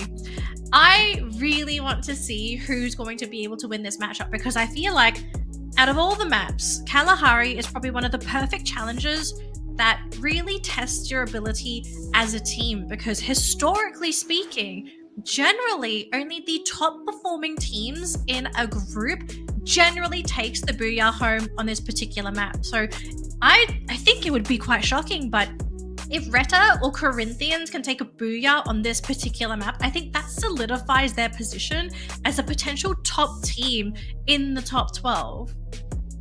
Yeah, I think for, I don't know, I feel like it's definitely doable. Though when it comes to Kalahari, I'm always looking at how the teams adapt to it, right? Like how the teams kind of play around on a map that requires that instant decision making, right? Where you don't have much cover to work with. How are you going to play when teams like RQ Kazu, who are notorious for going into refinery and start spreading out and you have no idea where to go? And I think in this case, it's all about controlling area. We want to see if the teams can step into it. Well, with that being said, we're gonna get our windbreakers ready because it's time to hop on the plane and head to Kalahari.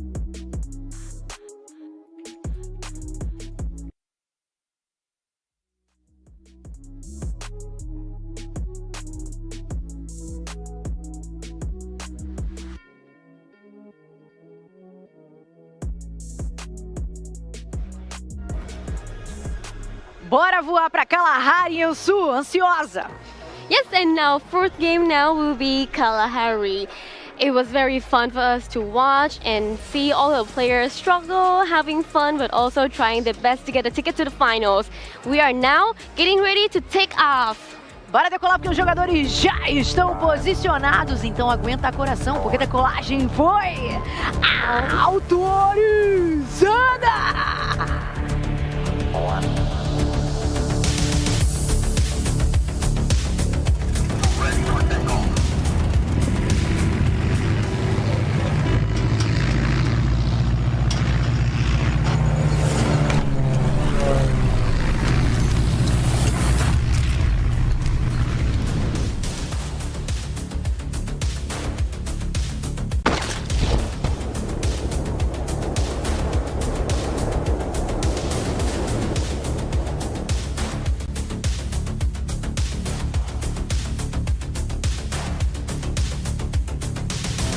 Now, very generous flight path from left to right, and looks like RRQ, they're going to be taking a refinery. This is the signature spot for this team. They almost always drop into refinery, although last week I do recall RRQ actually dodging refinery, worried about being hot dropped, and when they did that, they actually lost. I think they came in like last place in that particular map. Yeah, sometimes it feels like a hit and miss, because refinery is such a big compound. Oh boy, you don't have moonwalking mid-air. That looks pretty cool. It was pretty cool. It was pretty cool. But yeah, teams, like you take refinery, and it used to be teams taking that area and they just stay there. But the circle a lot of times don't form in the center, so it kind of feels like a big risk. You have to move anyways. So what RQ did was that they would take refinery, they would loot up the higher floors, and then they'll start spreading out, usually towards the west side. They take all those higher platforms and see if they can get a pick off. If not, they will just go back into refinery, depending on where the circle goes. But I would say success, it keeps them in the game, but it doesn't get them the lead, you know, like it just keeps you safe. Yeah, I think I agree. Like, there was a style that I loved to see from this team back in the day. Like you said, they would take refinery, they would loot, but then they would go hunting after they looted. Like, they would actually start assassinating teams that tried to go anywhere near refinery. They were actively looking for those kills. Now, I'm kind of wondering if that's going to be the style of play we see on this map today, because I said this before and I'm going to say it again. If this team falls back to that very passive defensive style, I just don't see them being able to last in this particular matchup. But let's switch on over to CLG. Here we do see Joker taking a little bit of damage there, I do believe, by Hua Esports, and that was from Death, who finishes him off. So CLG already down a player. A couple of pot shots going to be thrown out, but nothing too lethal. And actually CLG not going to be too happy about that, as they do drop Shin, but it's going to be coming at the cost of FAQ7. His teammates nearby though, so they should be able to get that pick up as he is hiding in that compound. But CLG, they have to make a decision because they're fighting against Hua. Do you commit or do you abandon? When it comes to Kalahari, when you start a fight, a lot of times you will be forced to end it because it's just so hard to run away. You know, given the layout of the map. Dari's gonna try. Actually gets a snipe on the Shin somehow, helping his team out. They're still outnumbered though, so this is not an easy fight for CLG, but again, they have to try and fight until the very end. In fact, they got a knockout, they force a revive, and the Hua Esports continues to try and challenge CLG, but they're starting to suffer losses, so you can see that Hua Esports, they're gonna slow down a little bit. DTR shows up, and that is the time for CLG to just leave. And for Hua, they are probably in panic mode, seeing a team flying out of nowhere. They do manage to drop Kyong, but it did come at the cost of Poppy. and Bigatron pushing into Hua. With only 2 players here, they have to get somebody out. They're going to have to use somebody as bait. We do see Ekal sniping from the distance, and Death on that high ground. As much as he would love to be safe up here, he has to try and fight into Deeks all by himself. He's about to be rushed. They do go for the juke on that low ground. Connections are just not there for Death. Yeah, they do drop Deeks, but without anyone to finish him off, it was all for naught. And we do see one player from Hua hiding. Do not move. Be one with the environment. Did get the revive. So Hua Esports, at least they have more than 1 member on the map. But again, complete disaster.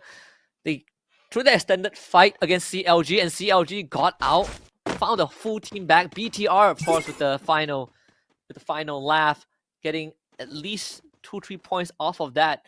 The CLG breathing a sigh of relief, only having to spend points for 1 revive despite everything that has happened. It's a pretty big win for the team, to be honest. They dodged a bullet by choosing not to fight into Hua and just leaving when Bigatron came in. So nice knight in shining armor coming in to save them today.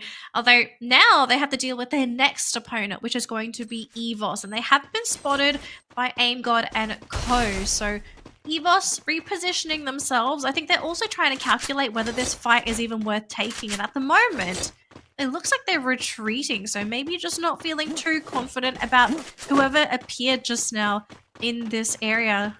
Yeah, I think EVOS, I kind of wonder if this team is a little bit spooked, considering that they just haven't been able to pick up as many kills as they would have liked to today. It could be, right? Like, you've been losing most of the fights. Speaking of losing fights, Corinthians just got completely wiped out. Thankfully, they still got 1 guy left alive, so that's the mass revive. But I agree. I think for EVOS, they just realized that they're not winning most of the fights that they thought they would. So time to slow things down a little bit. It also could be some teams just not comfortable playing on Kalahari, right? They absolutely hate this map. And if that's the case for EVOS also, they would probably take it slower than usual. In fact, you can see based off of observations, teams that are not comfortable on Kalahari usually show very, very obvious signs of struggling in these mid-game rotations. I don't envy Yanbin one bit. This man was already uncomfortable just hiding in that area by himself. He was spotted by Bigatron as they do sort of flew over his head, and they do take down Yanbin thanks to Kyung, who gets the final shot there as well. Shin is still around, but unfortunately I think he has been spotted, as like you can see. Kyung, he's there, he wants to finish the job, but it's going to be Ekal to get the knock and Ekal to also get the finish. So another 2 elimination points going in the way of Bigatron for this Kalahari matchup.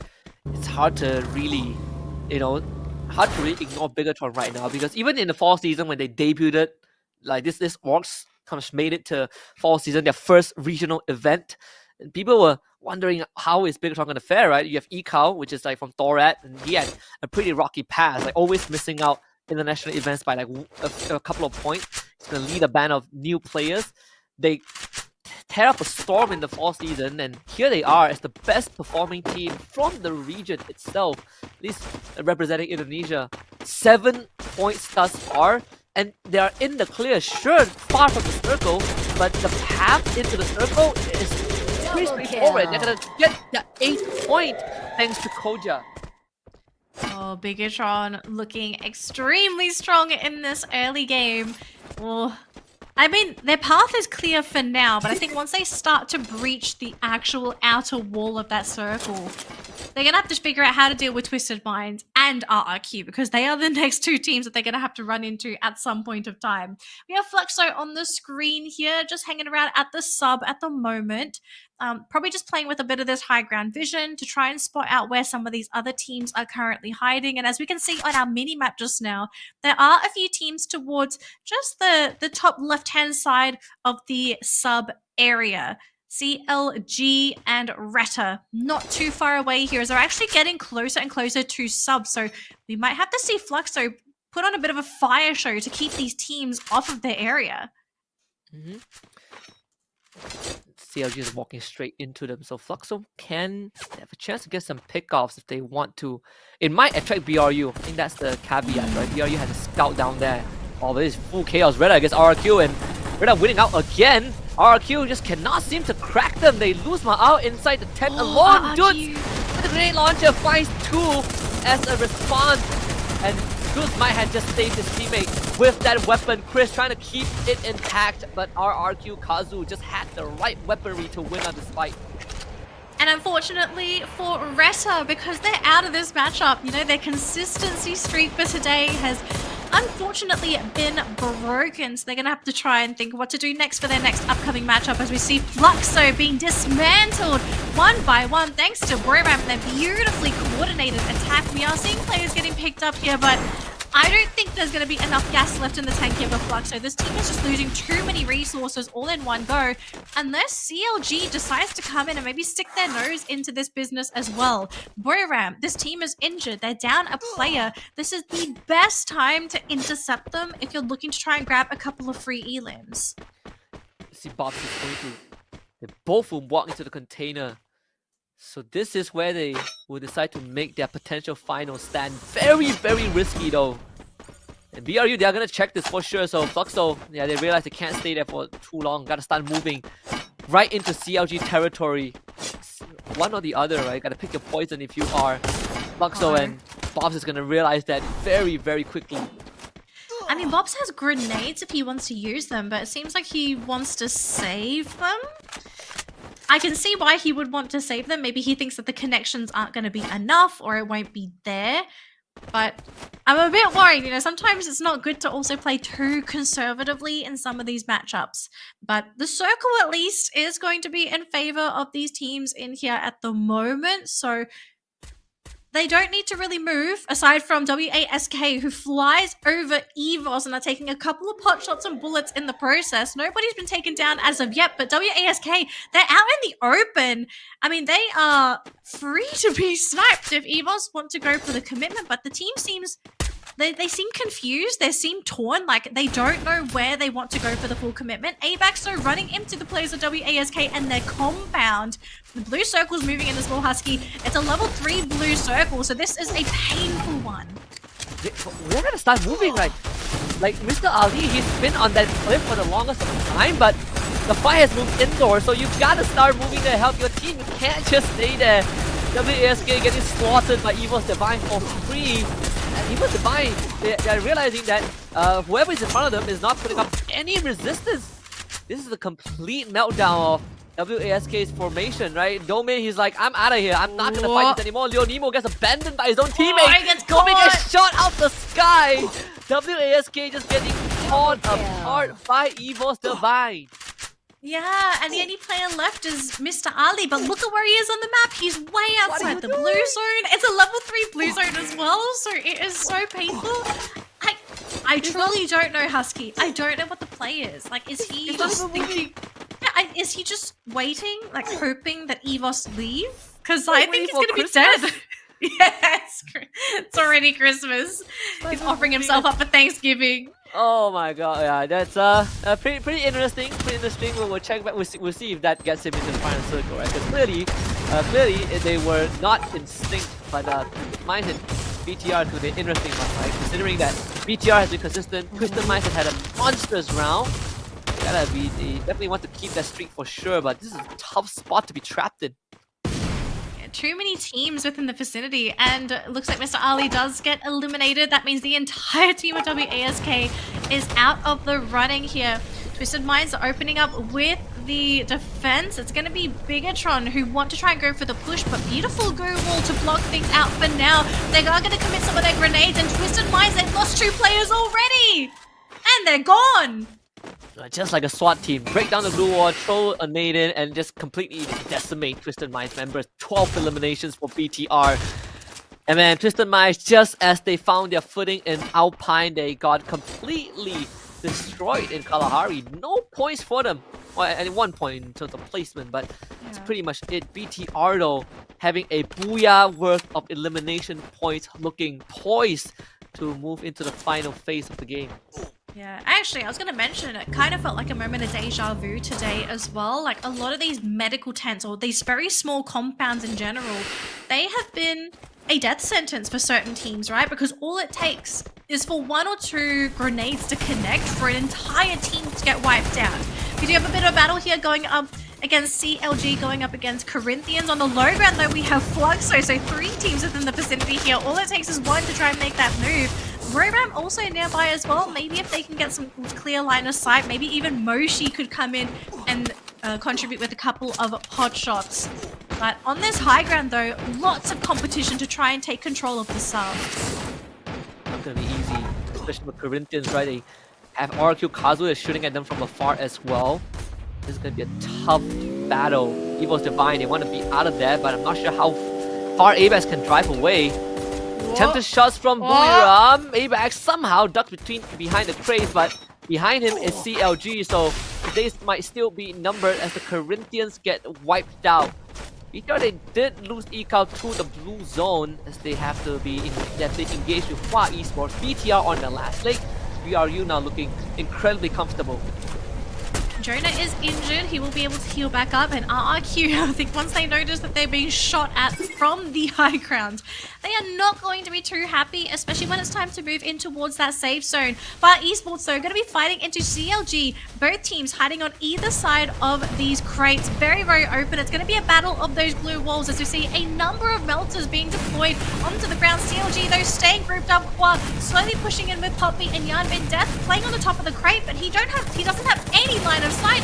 And now CLG pushing into Hua Esports themselves. No plays are dropped as of yet, though. Ultic Shin, he gets caught on the side of a grenade. He blows himself up. I think he bounced off the blue wall, and now it's up to the rest of his teammates to try and save it, but that was a fatal mistake. Unfortunately, without Shin, they just do not have the numbers. Hua Esports are wiped out. CLG makes it to top 3. They will lose Floki. Unfortunately, they gotta work with what they have. 3 members against the entirety of BRU. We also got Evo's Divine and 1 lone member out in the wild, but not anymore. Apex get jumped on, swung around the corner. Let's Get High finding the elimination, and it's now 4 against 3. CLG facing their biggest challenge. The biggest challenge, this could be the biggest battle of their life, but it's a full-powered team of Buriram. Moshi in the back line is going to be going in for those beautiful snipes, but it's Get High to catch out Joker 21. The team comes back because Moshi's being jumped on by FAQ, but FAQ and DXR, they couldn't do anything. The defense on Buriram was just far too powerful for this round, so Buriram coming back into the game here, securing Booyah on our Kalahari round. Another casual booyah for BRU. They are 6th in the knockout stage. I think still surprising at this point. They could have a couple of average rounds and still be on top, but this booyah definitely pulls them ahead of the pack once more. And just an overall, they didn't have to do anything fancy this round, right? Just play it slow, make it to the final circle and win those fights, and voila! Another win for the Thai Giant. They didn't even have to show face, Husky. I swear, like, all game, they were just fighting, right? They didn't have to do anything at all. But Buriram, I think they're going to be feeling it pretty good to be able to grab at least 1 booyah today. Maybe we're going to get some more. Find out what they have to say. Now, post-match, their hosts.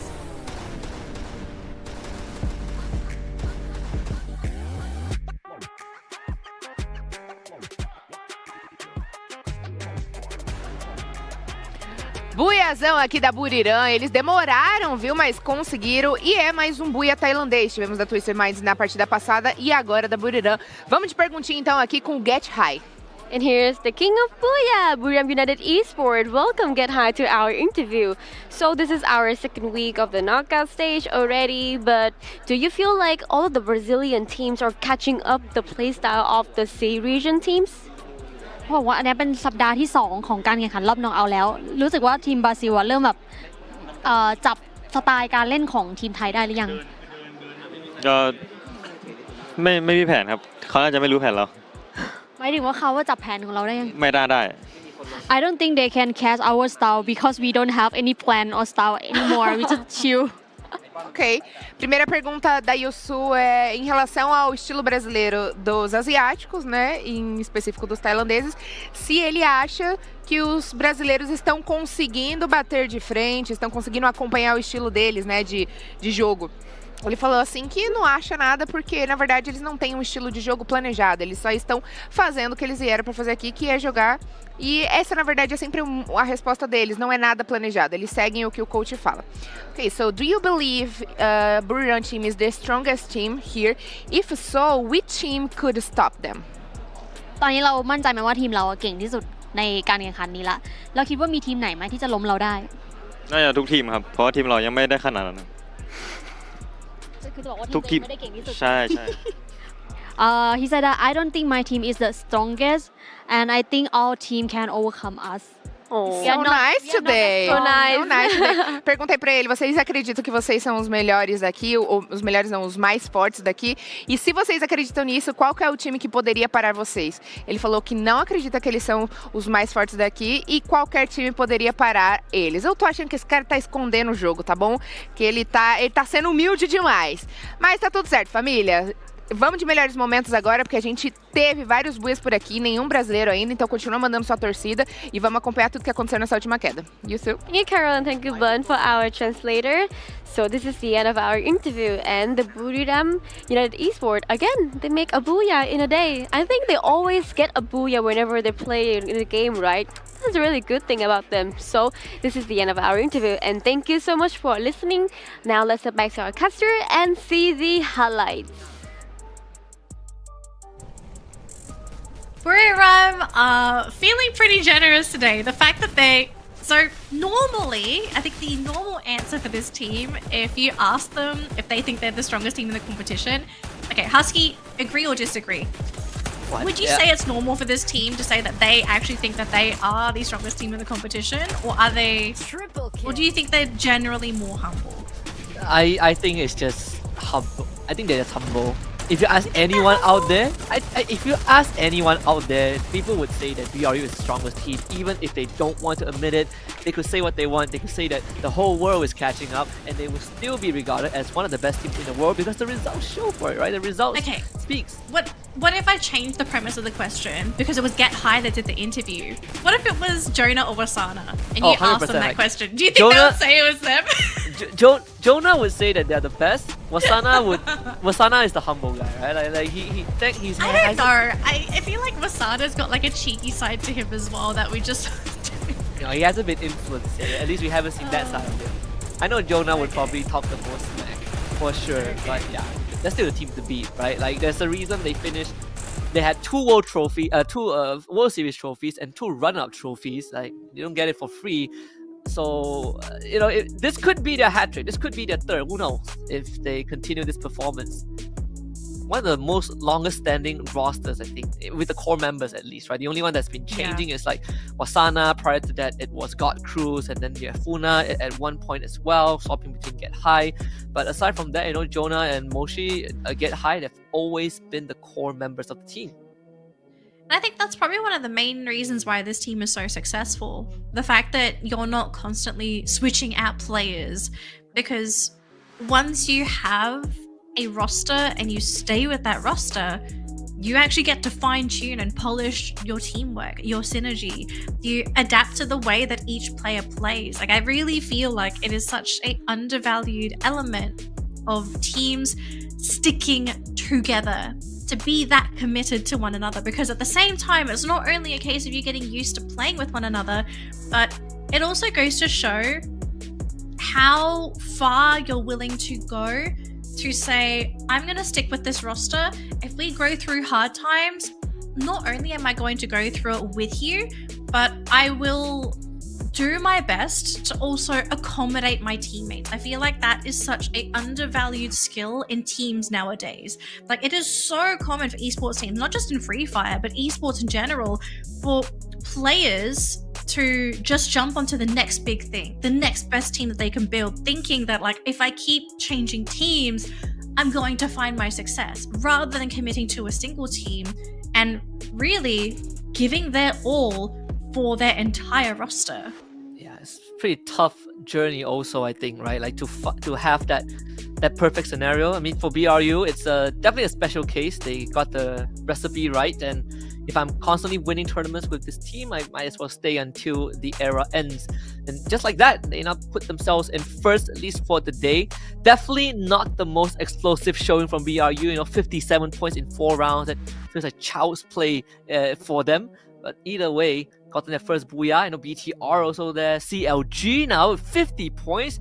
I mean, these the non-SCA teams, they're really doing better than I expected at the start of week number 2, and I do hope that they keep this up. Well, if they keep it up, they're going to guarantee their spot in that top 12. So CLG, 141 points. 10th place, tied with Falcons at the moment. 2 points away from attack all round. Creating that gap between them and Pain and E1 as well. So CLG, they've got 2 more rounds to go to grab some more of those points to guarantee that top 12. I mean, the journey is very much possible for this team to make it to top 12, especially with this performance today. Yeah. You have to widen the gap even more though, because again, absolutely. You're playing your games, but the Group C teams haven't been playing their games, right? And we've seen that example with in the fall season with PE Sports, where they exhausted all of the games, and on the last day of knockout stage, because they could not fend for themselves, they ended up getting overtaken by a lot of other teams, right? Like I think WAG was one of the teams, and now WAG is sitting in 3rd place in the knockout stage, which is a crazy thing to even bring up. So you gotta be able to widen those gap and make sure that you have a decent cushion before you run out of games. Yeah.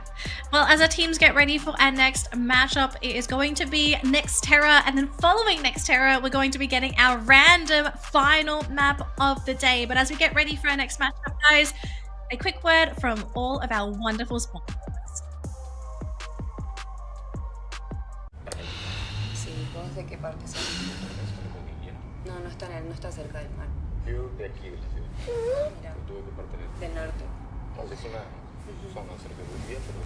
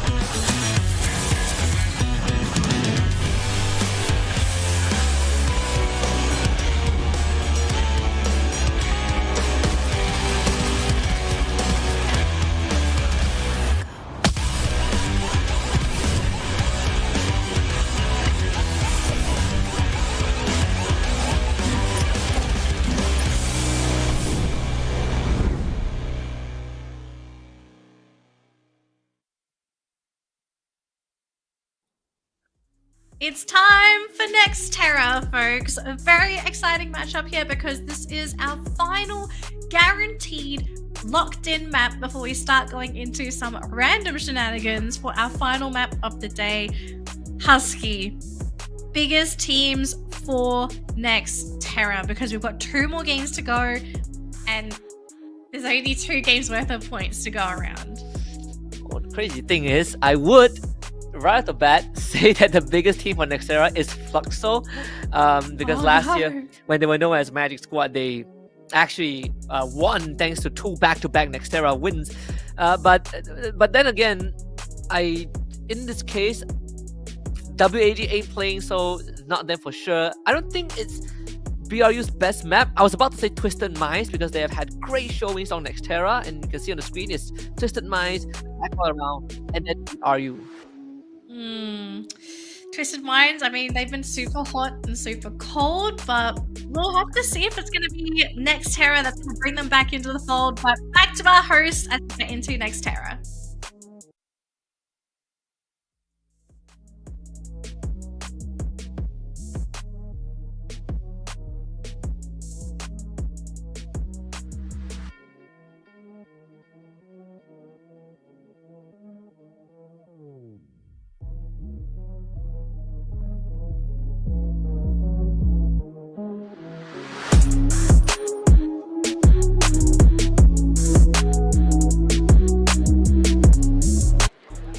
Bora para o nosso próximo mapa, que é a Nova Terra, e já vamos descobrir juntos qual será o nosso último mapa, Yansu. We're almost coming to the end of the day today, and of course a lot of team they manage their best to get as much as point as possible. I'm really happy to see they play with all of the hearts like that.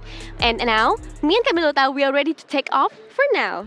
Bora decolar porque os jogadores já estão posicionados, então aguenta coração porque a decolagem foi autorizada!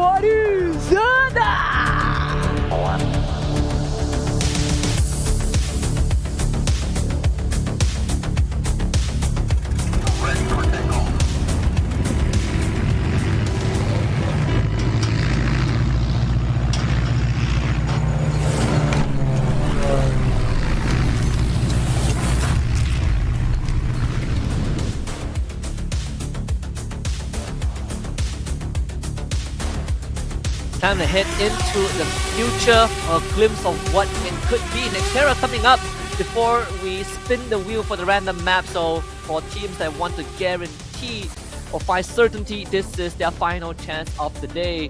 A more generous flight path compared to the ones that we had, but look at that intellect center. Oh boy, I completely forgot that BTR also loves that play. So now Fluxo can't just take it for themselves. And this is also going to put so much pressure on Fluxo because you said just now, this is supposed to be Fluxo's map, but they've struggled in the tournament so far, and to be pressured by a team such as Bigatron of all in the competition right now. This is one of the worst matchups for Fluxo, but I think at this point they have to count their lucky stars that they haven't been eliminated yet, because if you look at our kill feed, RRQ is slaughtering EVOS. And also Fluxo has been avoiding any sort of conflict in the early game. They have not shown any interest in fighting, so this could shake them up a little bit, right? Being forced to fight because of a hot drop. We'll check in on that a little bit because EVO's Divine are not in any way out of the woods just yet. Dude just absolutely sprays down Grenade. That's 3 points for RQ Kazu at the very beginning, and EVO's Divine have not found any revives. Oh gosh, this is such a scary moment for EVOS. If they don't find something soon, the team is going to be out of the running.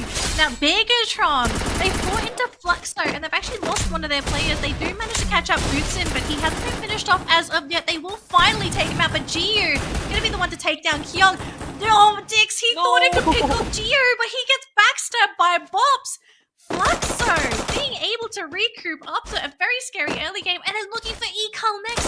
Is Ekal the last player left? Yeah, he is. And they just knocked him down. Does he have the Horizon, right? Double kill. He doesn't, right? No, I think he got a revive before he got knocked out, so thank goodness. I think it's one player though, I think. We didn't see any more revives, so... Probably just one. Wow, Fluxo, I mean, this is the saving grace that they needed so desperately as well. So very quickly, just a quick recap of what happened with that RRQ and EVOS matchup. It was bloodthirsty. We saw so many red names on that kill feed. And looks like EVOS, it was Bara that was the last remaining player. They do get a buyback in, so EVOS slowly going to be coming in with their recovery. WASK in the meantime, though, looking for a kill themselves, chasing after Yanbin on the side of Hua, who is playing a game of cat and mouse with them so far. But Yanbin is sticking around, but they do finally take him out. It's actually Mr. Ali from WK to finish him off. Wow, stuff from WK. I mean, Mr. Ali, 2 eliminations for him so far, and shout out to Observers, man, doing that very good free drone shot. on third one. Death. Drop off from the ledge. Actually gets shot. Completely caught off guard. Not really sure what the plan was for Hua, but Shin goes down as well. Is that a wipeout? Almost feels like it. Thankfully, there was a buyback before Hua Esports got caught completely off guard. But 4 points for WASK. 4 precious points. That was such a bizarre play for the team as they kind of trickled in and gave those elims away for free. Maybe they thought the compound was already empty. I'm not quite sure what happened, but Yanbin is going to bring Death back into the game, so it's not all over, but they will have to start from square one because we see Koja being taken up by Bops. So the battle still continues in between Bigatron and Fluxo. And look at this, Fluxo, 5 eliminations, 4 minutes into the round. BTR continuing to go for the revives. See who members left on the map, but Fluxo having such a great time. So it's Hua and BTR who are having a miserable start to the round. Picked up left, right, and center. That UAV from Corinthians will be shot. CLG taking that high ground. They said they will have pretty good control of the area around them. WSK they're actually fighting Evos already. What a rush from Leon Nemo. Supported by Mr. Ali. 5 points for WK.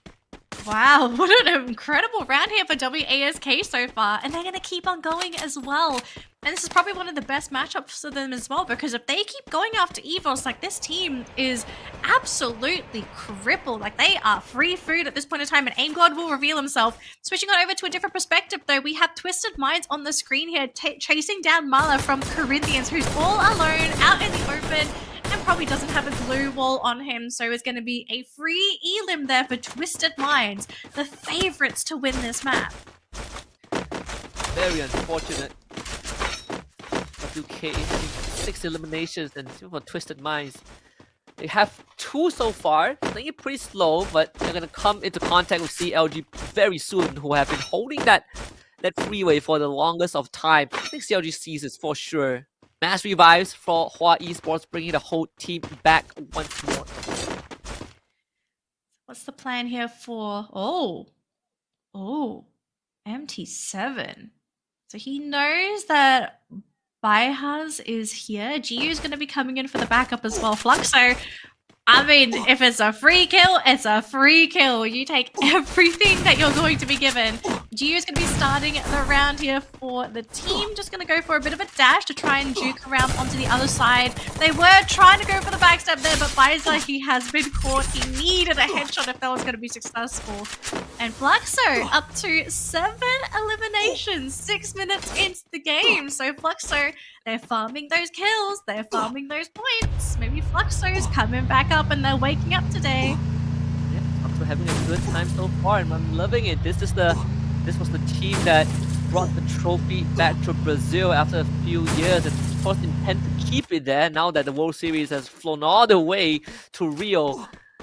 Rustam will be one of the big compounds for the later stages of the game. Because Corinthians right in the middle, CLG, Twisted Minds, RRQ Kazu on the southern side. Going to be up against Twisted Minds. Ooh, and this is going to be pretty interesting at Mud side. Twisted Minds with the first engage, in fact, pushing into RRQ. Pushing into RRQ. I think RRQ very lucky to commit 2 glue walls there, because 1 would not have been enough to stop that advancement there coming in from Twisted Minds. But they are retreating though, so you can tell already RRQ either trying to get into a more favorable position, or they just don't want to fight into this. And it looks like maybe they could be abandoning ship here. They're going to be trying to send their players off. Razor though, a little bit too late to try and go for the jump pad though. But he is fighting here with Ma'al. They did manage down a player in the meantime, but they weren't able to get the finish off in the meantime. Ma'al though, I don't know how, but this man is still alive. Moving and going to hide, trying to go for a bit of a recovery. This fight is quite long so far. Yeah, Twisted Minds still not letting up, but RQ Kazu are out of there already. In fact, Reda might take the spot. Oh, I think RQ is about to leave both. But they can't get out of there. Twisted Minds caught up in time. RRQ. And not only that, Reda jumps onto the remnants of RRQ. This is a disaster. They are taking losses on different fronts. This is not going well. Dudes and Abai split up. Vidalao and Carlos onto Dudes. He's trying to really rendezvous with his teammates, but it's so hard with Chris intercepting them. And Red Eye are taking 2 fights at once. They want a piece of CLG, in fact. So this is just a mess on that southern side. Oh my gosh, what chaos here for RRQ. An absolute disaster for the team as they get picked off left, right, and center.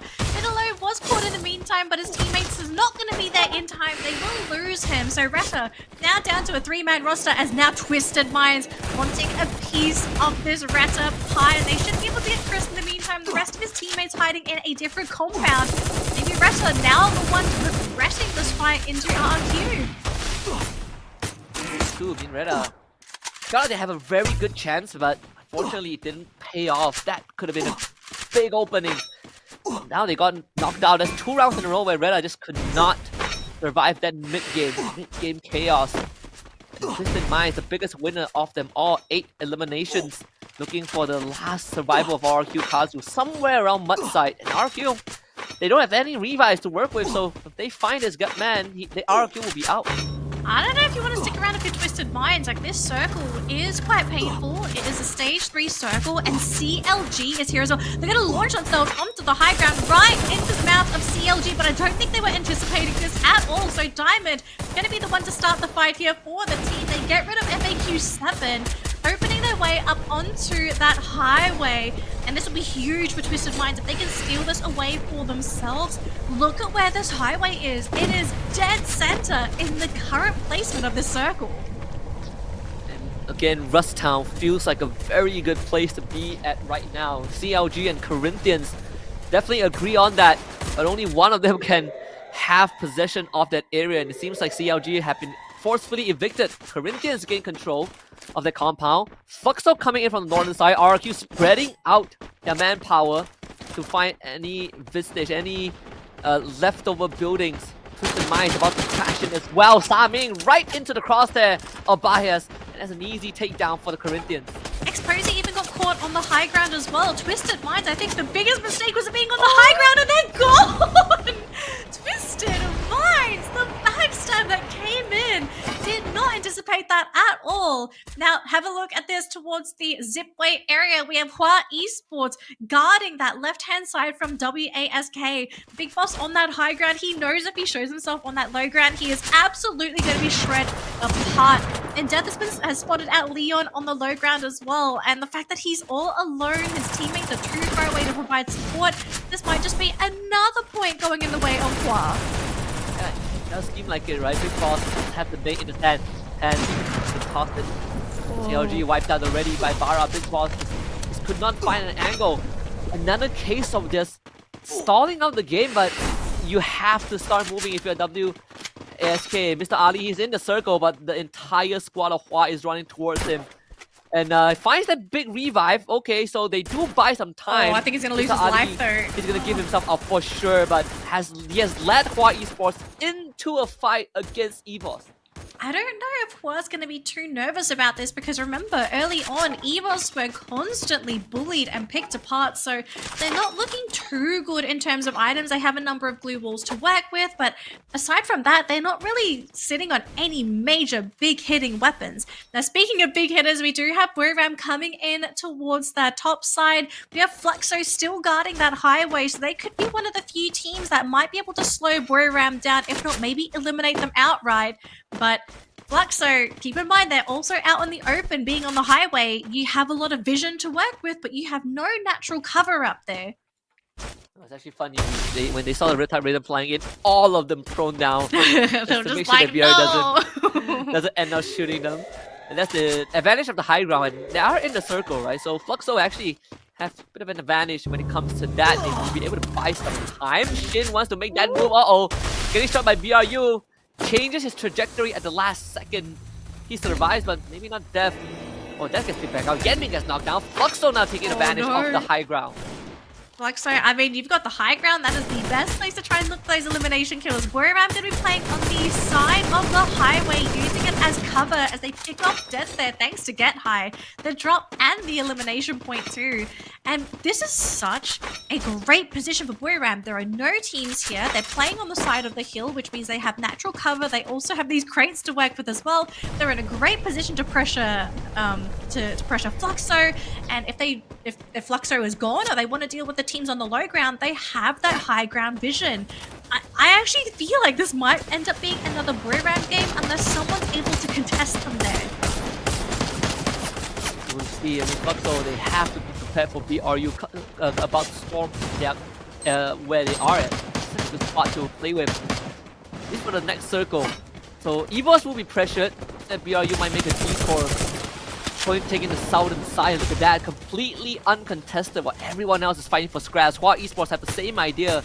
RQ Kazu is going to be spotted out by BRU for sure as they put up the blue walls, set up that defense line. And look at this, such a good angle to play with. So beautiful. I don't think anyone is anticipating them at all. RRQ fighting into EVOS in this very tiny compound, but RRQ down to Dutz, the last player remaining, but he gets eliminated. EVOS, AimGod, and Bara still standing strong. They're probably going to try and go for the pickup there onto G'day, so they still have 3 players to work with. But look at this, shooting from the sidelines, looking for those quick little pickups. Was the tough, I mean, Corinthians hanging by a thread. Fluxo, they are prepping for that final push. They know that this is probably the opportunity. Gotta find out where EVOS is though. EVOS behind Fluxo. This could change the landscape of that final fight because Fluxo, they will have to start moving soon. But unless EVOS gets crippled, circle closing in, I think it's will have Fluxo. to go into the center. I think Fluxo, they might have to fight this now. I think Fluxo has to drop now. They can't afford to stay up there, but they catch up. Bobs, what the heck was that, Jonah? What a shot from Jonah. Bobs just got sniped like that. Riptide Rhythm out. Blue wall being put up by Fluxo again. Somehow surviving the initial onslaught, but Fluxo deciding to hold on high ground still. Trying to draw out the circle for as long as possible. They drop their own Riptide Rhythms, forcing Moshi to be in an uncomfortable position. But EVOS Divine, they're slowly creeping in, and this could be the difference maker. I think what maybe Moshi's hoping to do is that if he gets too close, you can't aim down that far enough on the side of Fluxo, meaning that if Fluxo jumps down, they're going to be waiting in the open hands of Moshi. Lots of blue walls playing on that low ground, but also lots of blue wall melters being committed there by Fluxo. They do manage to catch up with Sada thanks to MT7. EVOS, though, playing on the low ground themselves, also causing Booram a lot of issues. Booram going to go for the push into EVOS, flushing them out from that low ground, but they can't finish anyone off. Get high, though, gets picked up in the back lines. So well done. The Trogon from Fluxo took out Wasana as they wanted to make the rotation. BRU had the right read, right? You go under the highway to avoid Fluxo, but they lost members in the process. Jonah trying to salvage the game. Fluxo actually ended up losing 2 of their members because they all went under the blue zone. Jonah with the grenade launcher, looking to turn it around. And Fluxo, having members left on the freeways, puts in MT7. I guess Get High and Moshi, this might come down to a medkit game again. Unless someone has something. Who is going to start healing? MT7 puts it, is it going to be you? Red Tyrannum was used on the low ground, so there's not going to be any glue walls to work with. They're going to start healing up, puts in with it. Horizon Lines might be the difference maker. And unfortunately, there's just no way for anyone to make a difference. They just got to somehow pull MT7. through. MT7, Get High. Who can heal faster? Who's so going to be close. the first one to drop? It's so close. I think it's going to be Booram. That is it. They had to bet this. Fluxo tried to play the late game, but they just didn't have the health. Booram. Second, Booyah today. Second Booyah, and it came down to the wire again. Fluxo and BRU both had the right idea. BRU, they wanted to avoid Fluxo, so you know what? We'll just go under the structure that Fluxo is on so they cannot pick us off. We lost Get High early on. Fluxo sent members down to try and cause chaos and buy time, but unfortunately, the 2 players that flew down from the freeway both got picked off by Jonah with a grenade launcher, which made all the difference in that final sequence. Oh, that was an insane game. And if I'm not mistaken, I actually saw one of the Fluxo players from the high ground drop a mine onto the players on Booram, but it just didn't get the connection. Oh man, I kind of feel like the fact that they had to try and go for this medkit play. Imagine if Butson had a grenade. I have a feeling he didn't have one, but if he had one, if he tried to go for the drop and just drop a grenade on top of Booram, maybe that would have been enough for them. But let's see what Booram have to say in this post-game interview after securing Booyah number 2. Buiazão da Buriram por aqui, uma dobradinha para eles nesse momento e foi um buia sofrido para nós brasileiros que estávamos nessa expectativa. Mas tudo bem, jogo que segue, é o competitivo. Vamos trocar uma ideia agora com o CPT do time da Buriram, Joanna. Joanna, very impressive. Buriram United Esports, 2 booyah in a row. That's really good, actually.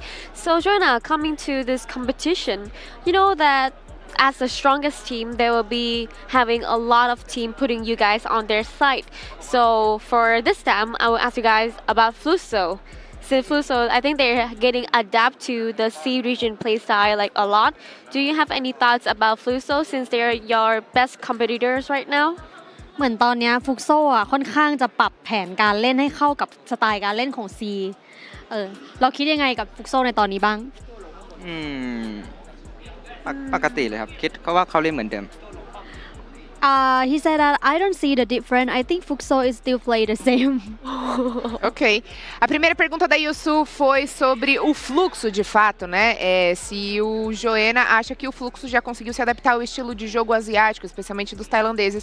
E ele falou que não, ele acha que o fluxo está jogando do mesmo jeito. De sempre. Okay, I would like to repeat the same question I did for RRQ Kazoo, because since we are in the last weekend of the qualifying phase to the knockout stage, I would like to know if he can pick 3 teams to not advance for the next stage, who would it be? I think I did for Twisted Minds, right? Sorry. ก็คือตอนนี้มันเป็นสัปดาห์สุดท้ายแล้วของรอบ knockout stage เขาก็เลยถามว่าคิดว่า3ทีมไหนจะไม่ผ่านเข้ารอบไฟนอลไม่รู้ครับเพราะยังไม่ได้ดูคะแนนเลย He said that he cannot pick any because he haven't seen the scoreboard yet. Oh, but that's okay. Just pick 3. Just pick 3. Just go ahead. Come on. WSK แล้วก็อาจจะเป็น CLG แล้วก็ 6K 6K CLG and WASK CLG and K Gamma Six Karma. Six Karma. Ok. Tá bom, perguntei pra ele se ele pudesse pegar 3 times pra não avançar pra próxima fase, né, da fase do Point Rush e, consequentemente, para a grande final, qual desses times ele pegaria. Ele falou que Six Karma, que é Latam, CLG também Latam, e por último, what was the last one? WASK. Então é isso, minha família, bora de melhores momentos. Yep, thank you, Carol, and thank you, Jonah, for having us in this interview. And again, it's a booyah for Buriram United Esports. They are really strong at this moment right now. Thank you so much for watching our interview. It's the end now. And now, let's head back to the caster and see the highlights.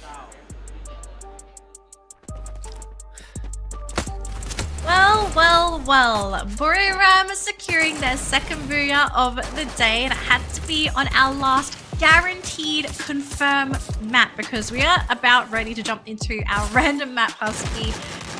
What are the odds of Buriram just doing a clean sweep for our last 3 games of the day? You know what? It's not impossible, right? They have done it so many times. I wouldn't put it past them. Although the rounds have been pretty close, right? It's been closer. I think you compared to BRU 2 years ago, they were just crushed everyone. But right now, fights for the final circle have gotten more and more intense. Teams are catching up. Will they get the final booyah? There's a good chance, but I think it wouldn't be that straightforward. I know Fluxo definitely were not pleased with not winning this round because they had such a good run. Thanks to BRU, you could see that on their faces at the end of it. So I would assume that Fluxo, they will be coming in with a vengeance in the final round. I think it's also going to depend on this final map as well, right? Because it is totally random.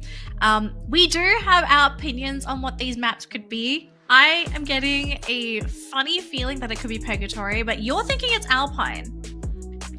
Yeah, I'm thinking it's Alpine. I don't know. I feel like if I have to choose, I would always choose Kalahari, but my gut tells me it might be Alpine. But of course, you know, MVP Jonah, that grenade launcher makes so much of a difference in these final circles. And like it's in the hands of Buriram too, which makes it what 10 times worse. Doesn't help when you literally have to be in the face of your opponents, right? So you are just eating. Even if you don't get hit directly, you end up becoming collateral, right? Jonah has 8 eliminations. You don't see this often for him. He doesn't get most elims most of the times, this is one of the few cases. He had fun. That's what I'm seeing here. He got some fun numbers. Getting the elims, the knockdowns, the damage, so...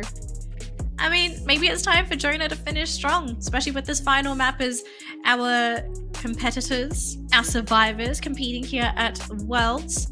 Waiting to see what this final map is going to be, because I know for some teams, this final map will possibly determine their fate for their final points for today. And it doesn't help that Buriram is starting to get the majority of these points in those last 2 games, because if Buriram is getting points, that means no one else is getting points. So you kind of have to take Buriram out of the equation. If some of these other teams that are really vying for points, if they want to have a chance of getting them, you gotta get rid of the Kings. You've gotta dethrone them. You just got to eliminate them. And, you know, if it's an unkind map, it might just be the same story again for our last map today. Oh, look at those points though. Ooh. The thing is, from Corinthians onwards, they have been stuck in the 50 point for like what, 1-2 rounds. Actually, the point distributions are crazy, Husky. Look how even it is from 2nd to 10th. If you just ignore BRU, everyone is having a pretty consistent day except for WESK. This is so rare. This is so rare where you have almost the entire lobby having a, average, well, above average days. This is I think I've never had a knockout stage where most teams have such even points. I don't think so. I kind of want to blame Buriram for this because they hogged the points for the last 2 rounds. And I kind of question, if it wasn't Buriram that got the eliminations and the booyah, where would those points have gone instead? And obviously we saw in the previous round, one of them would have been Fluxo. True, you know what would have been perfect? If WASK won the booyah the previous round, everyone would be in the same range. That would be the perfect scenario. Yeah, but so yeah. true. I mean, BRU, off of 2 rounds, now they are ahead. I think they've broken into the 300 point mark at this point. So, yeah, the teams can stop thinking about catching up to BRU. Twisted Minds is now the 2nd benchmark, right? They're in 2nd place right now. Is there any chance that we're sort of gonna have a bit of a change of hierarchy in our top 3? Not really, right? Like, I think it's too close, but we'll have to see. In the meantime, though, a quick word from our wonderful sponsors.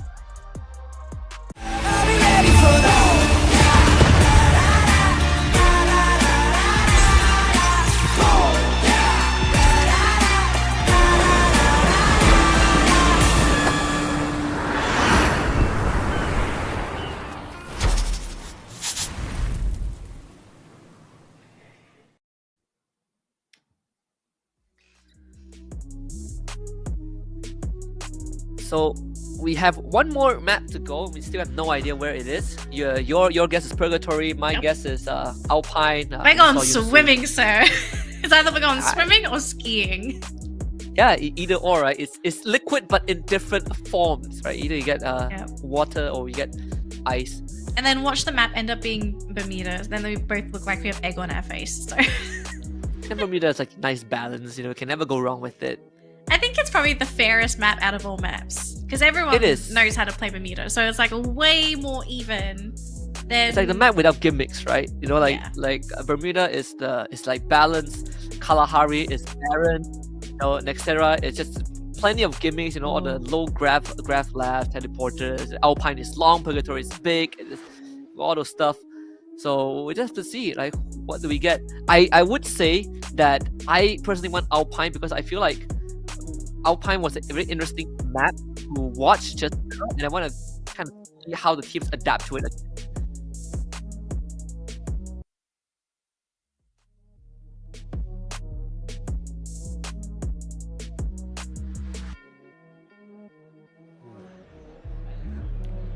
Bora, Peu, bora conferir juntos agora qual será o nosso último, porém não menos importante, mapa do dia, Ansu. We are at our final rounds for the match today, and it's time to get the random map quickly.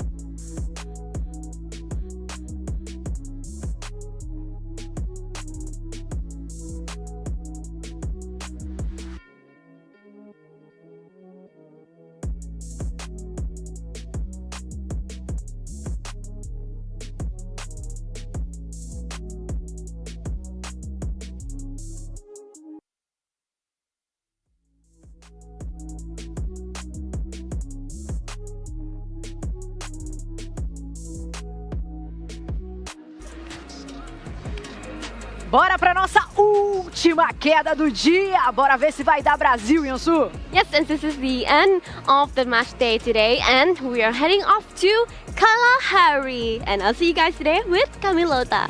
Bora decolar porque os jogadores já estão posicionados, então aguenta coração. Pega a sua pipoca bem quentinha, renovada, porque a decolagem foi autorizada!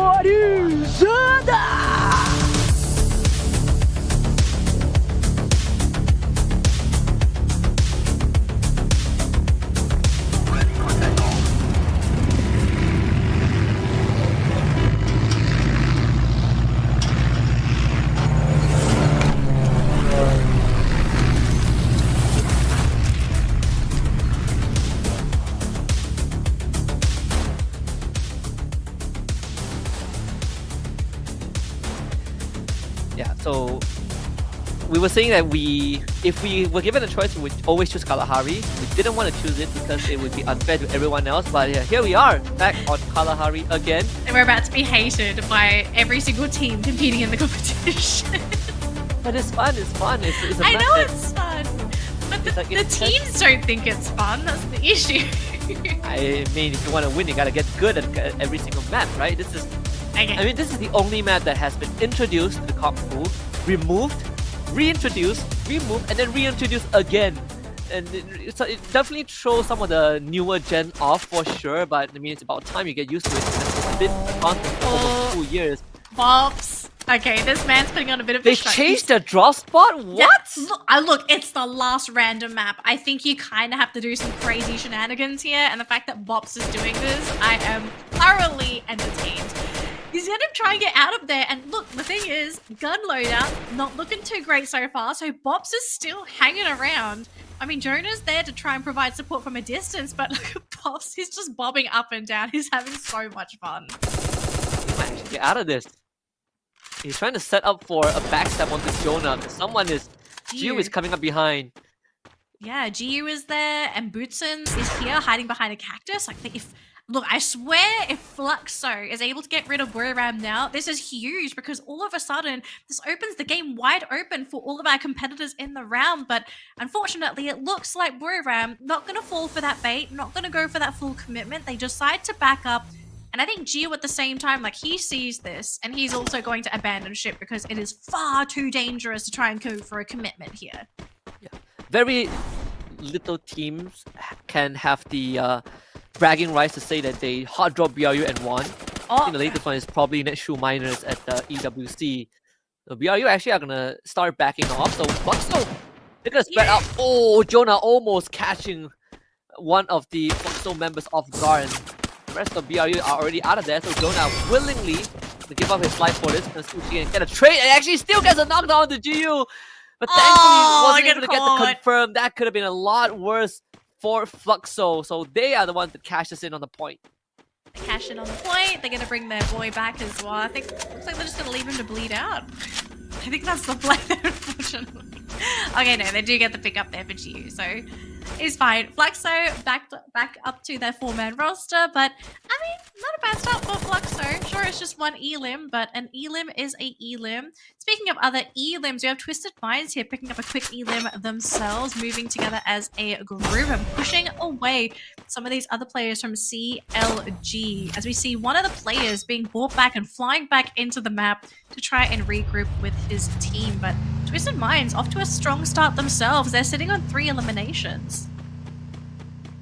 Let's see, even for Twisted Minds, of course, off screen, they have. I think today for Twisted Minds have been pretty rough, right? They had like. It has been, yeah. 1-2 good rounds, and the rest have just been abysmal. Okay, wait a minute. Actually, no. I think I'm going to have to disagree because, like, aside from Buriram, it's been pretty even across the board. Like, yes, okay. That's true. That's Twisted true. Minds is not like, they're not leading, but they're also not suffering. They're definitely within arm's length of being able to at least get, like, second place. I think most teams have, like, really good rounds and underwhelming ones, right? That's why we get, like, such a good balance. I think it's the grouping. Last week it wasn't this like spread out. Why I just wanted to say CLG was having a good time, but apparently not. Wiped out first in the last round. So That's gonna hurt them. Yeah, bit unfortunate there for CLG. Would have been nice to be able to keep up with the rest of the teams. But looks like Dutz has been caught there thanks to Abara. So really nice pick off there for Evos. Nice cute little one from that replay. But it looks like aside from that one team that's been eliminated, it's going to be a pretty quiet round, Husky. And I think this is... I mean, do you think we're moving back to like classic Kalahari now? The fact that, you know, giant map, lots of space, barely run into teams. Although actually maybe Fluxo is about to change my mind here because they're about to run into Retta. Yeah, thinking about backing away, but this Arsenal is too good to pass up. So they're going to make a pit stop there. Let's see if Retta takes the initiative. But to your point, I feel like Kalahari has evolved in how teams approach it, right? It used to be a very fast map. Like, everyone likes to fight, and then they realize that, why are we fighting? It's so risky. Let's not fight. And then Portugal showed up, and everyone starts fighting on every single map, including Kalahari. Like, Portugal plus the grapple gun is just way too powerful. But right now, I feel like it has slowed down a bit just because Portugal is not a thing anymore, right? People have to use a launch pad, and it's a lot more risky than before. So, interesting map. I think teams are slowing down for sure, especially when the Indonesians were dominating the map for quite a long time. Speaking of Indonesians, Bigatron not looking too good here, unfortunately, being advanced. Kyung does get brought back thanks to Koja. Death, in the meantime, though, is going to be able to catch out Dix and Koja. Yanbin going to grab that one. Bigatron, I think if there's a time to get on out of there, it has to be now. It's going to be Hikal that's trying to grapple his way on out of there. And thankfully for him, no fatal shots coming in from Hua, but look at the fact they're launching themselves into Bigatron, wanting to fully commit for this elim. They will catch Ekal, but we did see one of the players fly on away, so Bigatron will remain in the game as long as their player that they brought back is able to find a way to revive the team. Can I just say that was not even close? Like, Kyung showed out, tried to one-round Poppy, and it did nothing. Like, Poppy didn't even lose health, right? He just one-shotted Kyung, which was pretty weird. Corinthians actually found a revive and lost a member in the process again to BRU. Pretty unfortunate for them. The BRU finding their first point in this game. Again, this BRU is going to play slow and steady, wait for the final phase. They figure out the thing about what makes BRU so successful is, first of all, their drop zone is hardly contested, and when it's contested, usually they win, and they always find a way to make it to the final circle without much confrontations. And once they make it to the final phase, they usually have a great chance of winning the round. Well, if looking at the circle here, Husky, I mean, I kind of feel like we could be looking at another Bro-Ram game because they will be uncontested coming in from that bottom right-hand corner. Fluxo and Retta, though, dead center of this current circle, so plenty of opportunity for these two teams to maybe try and go for a bit more of an aggressive gatekeepy kind of play, prevent teams from finding those really nice compounds to sort of sit in. But, you know, Bro-Ram, this game so far, it's going to let them play slow and steady unless somebody can stop them. Just the only issue is that there's no one near them at the moment to challenge them. And surprising play here for Fluxo, they actually decide to abandon that central area of the circle and instead opting to want to play on the outer edge. So it looks like they are hungry to try and find some kind of elimination, or if they want to try and go for their loot. Fluxo, they actually are moving close right to the edge of the circle, right? Yeah. To be fair, it has been their playstyle so far. It's good to see that they stick to it, right? They don't feel the urgency to really, go in for any aggressive moves. In fact, in elimination case, MT7 actually has more eliminations than Moshi, right? We look at the sniper comparisons, which is a bit surprising considering that BRU has definitely gotten into more fights than Fluxo overall. Yeah.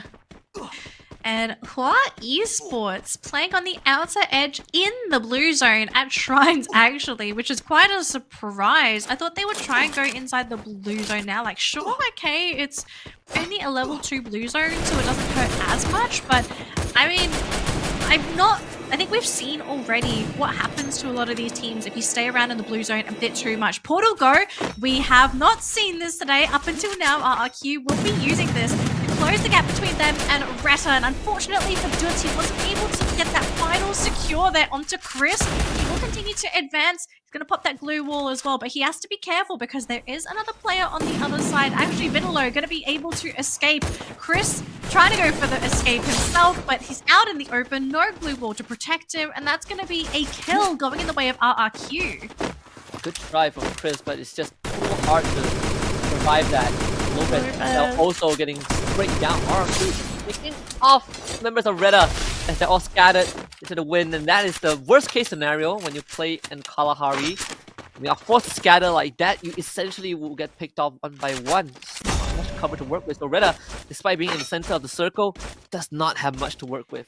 I mean, Vitalo is hiding. I can't imagine what his heart rate is like right now because he is dead center of so many teams in the central area. He's got EVOS to one side, RRQ towards another side. He doesn't know it yet, but there's Twisted Minds nearby as well. So Vitalo, it's going to be a crazy game for this man, but all you have to do now is to survive. We do have Twisted Minds on the screen looking down at RRQ, so they do know that there is a team on that low ground. I think they're trying to decide if they want to try and fight or if they want to go for these little pickups, and they do catch out Dutz with a mighty fine snipe there. And this is the sign for this team to go. You get rid of one, it opens the door wide open for you to pursue. They almost catch up. They just need a little bit more, whether it be one final bullet or a little bit of chip damage, and Diamond will get him. See right now RRQ, they can just take their time.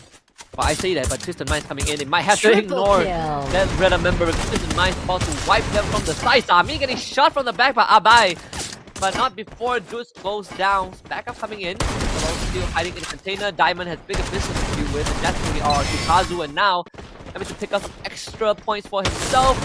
Amos and Diamond working together, even committing the Riptide Rhythm just to secure the elimination. 8 points for Twisted Minds. Unfortunately for Retta, they weren't able to play the long game, but Twisted Minds definitely looking to play the long game themselves, looking for their next victim, but there's no one within the vicinity at the moment, so they're gonna have to try and figure out what's the next play. Do they want to play towards the center of command post? Do they want to try and occupy a compound? Or do they want to try and do something else that might be a little bit more sneaky? They're going to play on the outside at the moment, so keeping their options open. But their next opponent could be Bigatron, because they are the next team to come in towards a circle. Following Bigatron is Fluxo. Twisted Minds could be sandwiched here if Twisted Minds starts a fight with Bigatron and they can't finish it soon. Let's see, even for the Corinthians, the full mass revive for RQ Kazu at the 12-minute mark. This is gonna be tough for RQ. The EVOS, this is one of the better rounds that they had for sure. Just force up Corinthians into the open. So Corinthians finally making a move. They can try to circle around EVOS if they want to, right? This is more of an urban setting. One of the few areas in Kalahari where you have enough buildings to work with. Corinthians will make that move. EVOS Divine moving out into the open, actually trying to challenge Corinthians. Very, very brave. I mean, you know, it's the last round of the day. I think sometimes you're going to have to take those risks. And it looks like Abe has been caught by MT7. Beautiful light there. That's going to be a elim for the team. Fluxo, in the meantime, though, going to be playing on the side of that cliff side. They do manage to see a number of players and a number of teams. The decision, though, is focus Hua or focus Twisted Minds. So far, it looks like they are thinking about trying to push into Hua. Do they have information on Twisted Minds? They do see the glue wall, so I think they know that there is a team finally within that compound, but this is a really crowded circle, Husky. 31 players, 9 teams remaining, and a lot of those teams are coming in from that western side. Hawaii's was actually dropped in as well, so WK have their work cut out for them. Many teams to look at. Of course, the first one you want to that requires immediate attention is definitely going to be Hua. And even then you have BRU just watching this from the high ground. Actually, WASK is aware of this though. They actually go for the rush. Urgency to clear out Hua Esports. Longer it takes, the riskier it becomes to go through that building. And here it is. The full rush. Mr. Ali gets knocked down. They should have the numbers straight with Hua, and that's what you want to achieve. Big cross with a good spray down. The enemy actually gets stolen away by Wasana, but most importantly is that WK finds a good place to stay in, but Mr. Ali also goes down.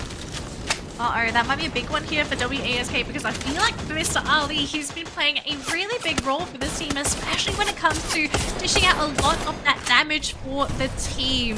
And we do have Bigatron. They are being jumped on here by Corinthians. Now remember, we've seen this curse time and time again. Teams hiding within a tiny compound. All it takes is one grenade to completely dismantle the team, but it looks like it's going to be Corinthians being dismantled themselves, being rushed upon, down to Nike Boy all on his own. He's trying to get the snipes in, but there's only so much you can do as a one-man army, and that's going to be it for Corinthians. Eliminated in 7th place. The whole world is shooting at you. You really just have to take it. Evil's Divine might not be for long as well. Aim guard goes down. That's Evil's Divine is dominating. So still in it to win it. The second time, you need help though. Gotta take care of BTR in front of them. Twisted Minds. BRU still not a concern for now, but Fluxo will need some time to patch themselves back up. Let's see what the move is gonna be. It seems like they want to take that inner ground. It's gonna put them in good position to deal with Twisted Minds, but under the condition that BRU doesn't free themselves from WASK, but that seems like not the case, right? BRU have already made it out of there. They made it out of there. They are in the clear. It's up to them if they want to try and push into Fluxo or into that big ball of teams of Twisted Minds and Bigatron. Looks like Bigatron is going to be the first one to go down. So Buriram, Fluxo, as well as Twisted Minds, our top 3 teams for our last game of the day. Moshi on that rooftop. He's got so much vision to work with, as well as that blue wall. If someone doesn't jump up there, then he's going to be able to do so much damage. Get High's up there as well. Jonah's hiding in the compound. Wasana's going to be playing on the outside as well. Twisted Minds, though, having to play with blue walls because Fluxo, they have the compound. And look at this, Buriram going to create some distance. And they're going to take up as much real estate as possible, as much open space as they can, just so they could dictate where the other 2 teams fight. I mean, Fluxo, they actually spotted Moshi just now. The problem for Fluxo right now is that they're in the middle, and they might be the first team that has to move out first, so damn if you do, damn if you don't, right? You move out and you're gonna run into BRU and Twisted Minds. But Fluxo doesn't want to do that because they want Twisted Minds to make the first move, and this blue zone is gonna end up taking out all of them. So Fluxo had no choice. They're gonna be moving out into the open. Twisted Minds having the liberty to buy themselves a bit of time, but Fluxo, they will have to push straight into BRU. But Twisted Minds, they're breaking down Fluxo's defenses. They're making life hard. Okay, Buriram, very interesting decision. They decided to split their forces, so they had Moshi focusing down Twisted Minds, the rest of the team going onto Fluxo. But the fact that nobody has gone down now, this is basically opened the game wide open. Jonah running into Twisted Minds, immediately taken down. The rest of the team to follow, but look at the number of blue walls, and even Fluxo's being involved. Jonah ran straight into a trip mine, and Fluxo trying to capitalize on it. Now it's a ceasefire somehow. All 3 teams managed to pull themselves away from the firefight to get ready for round 2, but Fluxo, they have the man advantage. Well, Fluxo, look at this. All the teams just running in this circle formation, trying to figure out who can catch the other one first. But someone's got to give. Someone has to make the call. Look at these blue walls. I kind of fear for Fluxo. There are too many blue walls that if this blocks them from going in towards the center, this might just be it for the team. And that's the Riptide Rhythm opening up the center point. Roshi is going to be surrounded somehow, making it through, shot down by MT7. Sami goes down into the Riptide Rhythm, right, the center. Fluxo rushing around, get alive, Wasana still there. And BRU somehow surviving with 2 members. And MT7 right in the middle, shot down again by BRU. Makes it through to the very end in this extended valley dance. So 3 Booyahs in a row. I'm not sure if my eyes saw right, but I feel like Fluxo would have had a chance if... I don't think Bobs was ready for it. I don't think he was ready to be ambushed. Maybe he thought he had time to heal up, but he decided to try and patch himself up with the medkit first. And I think he just got blown up by it was either Wasana or Jonah. One of the 2. They just came in, they popped it, turning what would have been a 2v2 into a 2v1 situation at final moment. Fluxo so close to getting that booyah, but Buriram is coming in today and sweeping the final 3 booyahs of day 1. 2. Let's see what they have to say post-match interview.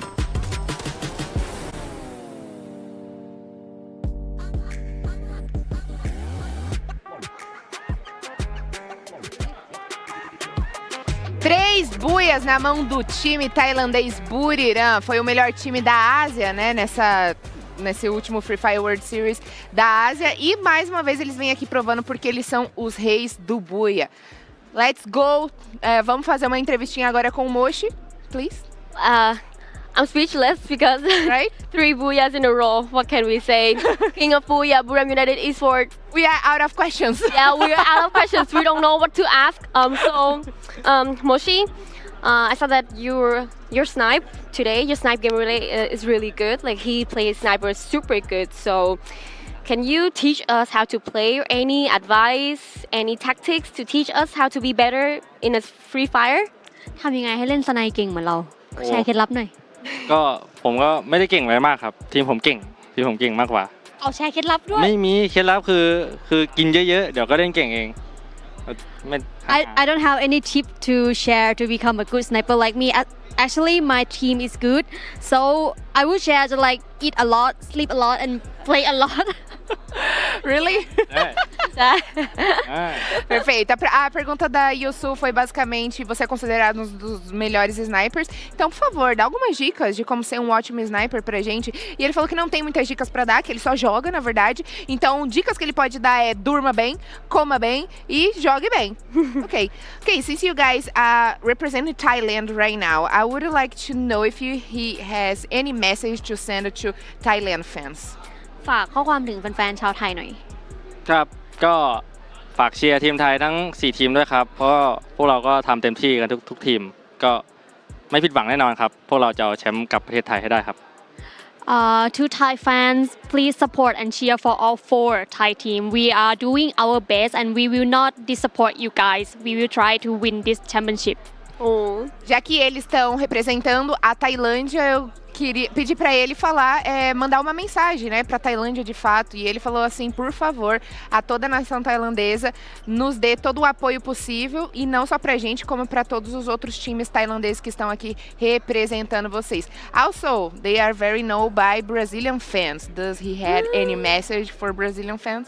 เขาบอกว่าทีมเราก็เป็นที่รู้จักของคนบราซิลเหมือนกันแล้วมีอะไรจะฝากชาวบราซิลไหมแฟนๆ ก็ฝากเป็นที่รักของชาวบราซิลด้วยละกันอย่าจ้องทำร้ายทีมผมนะเพราะทีมผมไม่ได้เก่งอะไรมากขนาดนั้น To our Brazilian fans, please give us some support. Like, come on, don't try to like curse us or bring bad luck to us. ไม่แปลว่าอะไรไม่ถูกไม่รู้ Like just give love to them, please. Okay. Aí eu pedi pra ele, né, mandar uma mensagem também para os brasileiros. E ele falou assim, por favor, só dê o apoio pra gente e mande muito amor pra gente. A gente já sabe que a gente vai mandar, né? Vamos mandar ele pra assistir os melhores momentos. Don't worry, we will see them later at the MVP interview anyway, right? This is the end of our interview. So let's head back to our caster and see the highlights and recap.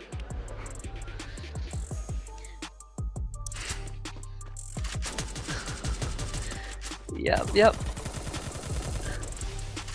See, I did say that I wouldn't put it past them, that they can definitely get it. But I also did say, I did preface that it's not going to be a cakewalk, right? It's going to be very, very close, and that's exactly what happened. They got the booyah, but it was a final circle with Twisted Minds and Fluxo, and all 3 teams displayed just higher level understanding on how to play on the very edge. But of course, at the very end, BRU pulled through again, somehow in BRU fashion, all thanks to this man, Hosanna. In the most important moment, he was left unchecked, so he get to do whatever he wanted. He was popping heads, he was dropping bodies, and he was the reason that they won the crucial fights at the end. He really was. I think it really came down to that last 2v2. Bops deciding to heal, and Wasana comes in and just pops him. Like, get high. Get high comes in, pops Bops, turns it into a 2v1, and then I think that was basically it for MT7. There was just no way this man was going to be able to win 2v1 against Buriram. Yeah, look at this. The shoulder boost as well. Pretty disappointed for if you're Fluxo. I mean, again, 2 booyahs, right? Yeah. Back to back, slipped away from you thanks to BRU shenanigans and just how good they are. And that's the difference, right? Like, most teams, they would try to like outlast their opponents, but not BRU. BRU's mentality is very straightforward. If I take you down first, I win, right? There's no such thing as outlasting my opponents. I outlast them by removing them from the game, and that's what they do. And they're willing to go aggressive and win the fights because they know that they can win. And I thought, just starting from the matches today, I thought today would be a very quiet day for Buriram. That maybe this team was going to get one booyah at most, and then they would get nothing. But everything just went downhill for everyone else the moment Buriram got their booyah on Kalahari, right? Like, that was it. Got the booyah, and then they just continued to steal all these points away from the rest of the competition. I can't emphasize this enough. The fact that Buriram is grabbing these booyahs, they're stealing so many placements away from these other teams. They're stealing so many kill points away from these other teams as well. And before this matchup, basically everyone from 2nd place to 10th, they were almost tied. At most, the gap was 10 points. And this final round was where these teams are supposed to grab their final round of points for the day to basically set themselves up for their 2nd play day. You can see the different expressions on the players, right? Like BTR is probably the most relaxed out of the Indonesian squads because they have a pretty good day. We also saw the Corinthians, not the worst. You know, Corinthians are in a pretty good spot, but I think Husky, everyone's in a good spot, or at least they were coming into this matchup because it was so even. But I think once we see the final scoreboard of like the points everyone got for today, then we'll probably have a better idea of like where everyone is and what their goals are going to be for their final play. Because remember, folks, this is the first game for all these teams. We only have one more play day to go. But before we look at the stats, we do have an interview lined up for MVP of the day. So let's see who was our MVP for today.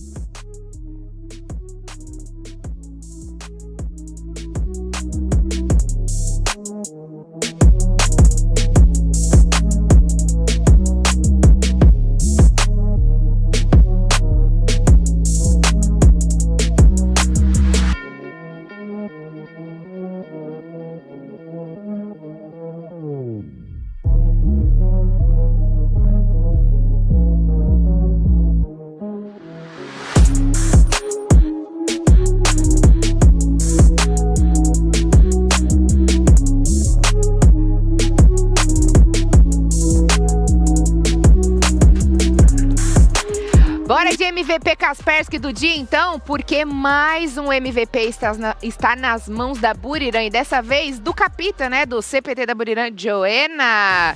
Here's your trophy, congratulations. Uau! E agora só resta o Moshi, né, porque o time todo já tem o MVP, mas vamos conversar novamente com o Joanna, que já deu entrevista hoje pra gente. Vamos falar com ele agora especificamente sobre ele, tá, e sobre o dia maravilhoso que a Buriram teve também. So, congratulations, Jonah, for having your trophy here. So we only have Moshi left, but I think they will take it on Sunday anyway. No, don't say that. So, Jonah, do you know that you have a lot of fans in Vietnam? Do you know that? รู้ไหมว่าจริงๆแล้วเรามีแฟนคลับที่เวียดนามเยอะมาก ไม่รู้ครับ Now you know. Now you know. So, like, does he know like a little bit Vietnamese? รู้คำพูดเวียดนามสักคำไหม Xin chào. Oh, okay. So anyway, you got your trophy already. That's really cute. Do you want to say anything to all of the fans here, and especially to the Thai fan and Vietnamese fan? มีอะไรอยากฝากถึงแฟนๆทั่วโลกไหมโดยเฉพาะแฟนๆชาวไทยกับชาวเวียดนาม ก็ฝากติดตามด้วยครับรอบชิงจะทำให้เต็มที่ครับ Please follow and support us. We will do our best on the final stage. Perfeito. A Yusu fez uma dinâmicazinha aqui com ele sobre o país dela, né? Pra quem não sabe, ela é do Vietnã. E ela falou com ele que ele tem realmente muitos fãs no Vietnã e se ele teria alguma mensagem pra enviar pros times do Vietnã e também pros times tailandeses. E ele só pediu muito apoio pra eles nesse momento, que realmente é uma fase muito complicada pra quem tá disputando o Mundial fora de casa. Okay, so I would like to know, how do you handle pressure in critical moments? And also, especially when communicate needs to be clear and fast, since he is the captain of the team. เขาถามว่าเราจัดการกับความกดดันระหว่างการเล่นยังไงโดยเฉพาะเวลาที่เราต้องสื่อสารอะไรออกไปให้ชัดเจนเพราะเราเป็นกัปตันทีมถูกไหม ก็ เล่นปกติครับดูรูปแบบเกมใช่เพราะว่าหน้าเกมก็แก้กันอีกทีเราเน้นทีมเวิร์กอยู่แล้วครับ We just try to focus on what really happened at that moment and be calm, and we are already a good teamwork. Yeah, so we like try to fix the situation when it just happened. Perfeito. Perguntei pra ele como é que ele lida com a comunicação, quando a comunicação precisa ser rápida e limpa, né? E ele falou assim que só pensa no momento que está acontecendo, né? Eles não pensam mais nada e de fato é uma comunicação muito mais limpa e ele tenta simplesmente focar ali e passar a melhor comunicação pro time dele. Pra quem não sabe, o Joena é o capitão do time da Burirã. Então é isso, minha família. A dinâmica aqui do MVP já foi entregue nas mãos aqui do Joena. Ele é o MVP do dia de hoje, tá bom? E a gente tá fazendo essa dinâmicazinha aqui dos MVPs do dia. Então, o MVP do dia de hoje é do Joena da Burirã. Vamos agora voltar pra Camilota pra gente finalizar o nosso dia, porque não teve nenhum buia brasileiro, mas ainda assim o show precisa continuar. So here we are, the MVP of the day, Buriram United Esports. Jonah, can you show the trophy to everyone, please? Yes, congratulations, and we hope to see you guys rise and more shine. This is the end of our interview. I'll see you guys back, and then let's head back to our caster and see the highlights. Hope Buriram is ready to share the MVP award I was saying just now. Probably should go to Moshi next.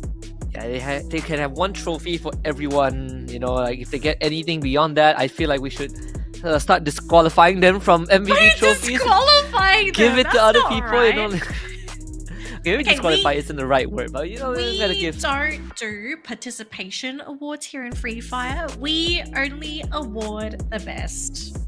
Yeah, sure, but if that's the case, then well, tough crowd, huh? It's hard to beat BRU when they are this good. You got 3 out of 4 of the players, well, including Decalon, because he did play 3 out of 5 players in the top 5. Of course, team of the day, BRU again, 3 booyahs, 51 elims. Well, essentially, how much was that? Almost 100 points. Yeah, almost 100 points today. I don't think they broke 100, did they? No, they didn't, but almost 100. Well, actually, they did. Wow, okay. We can't math, apparently.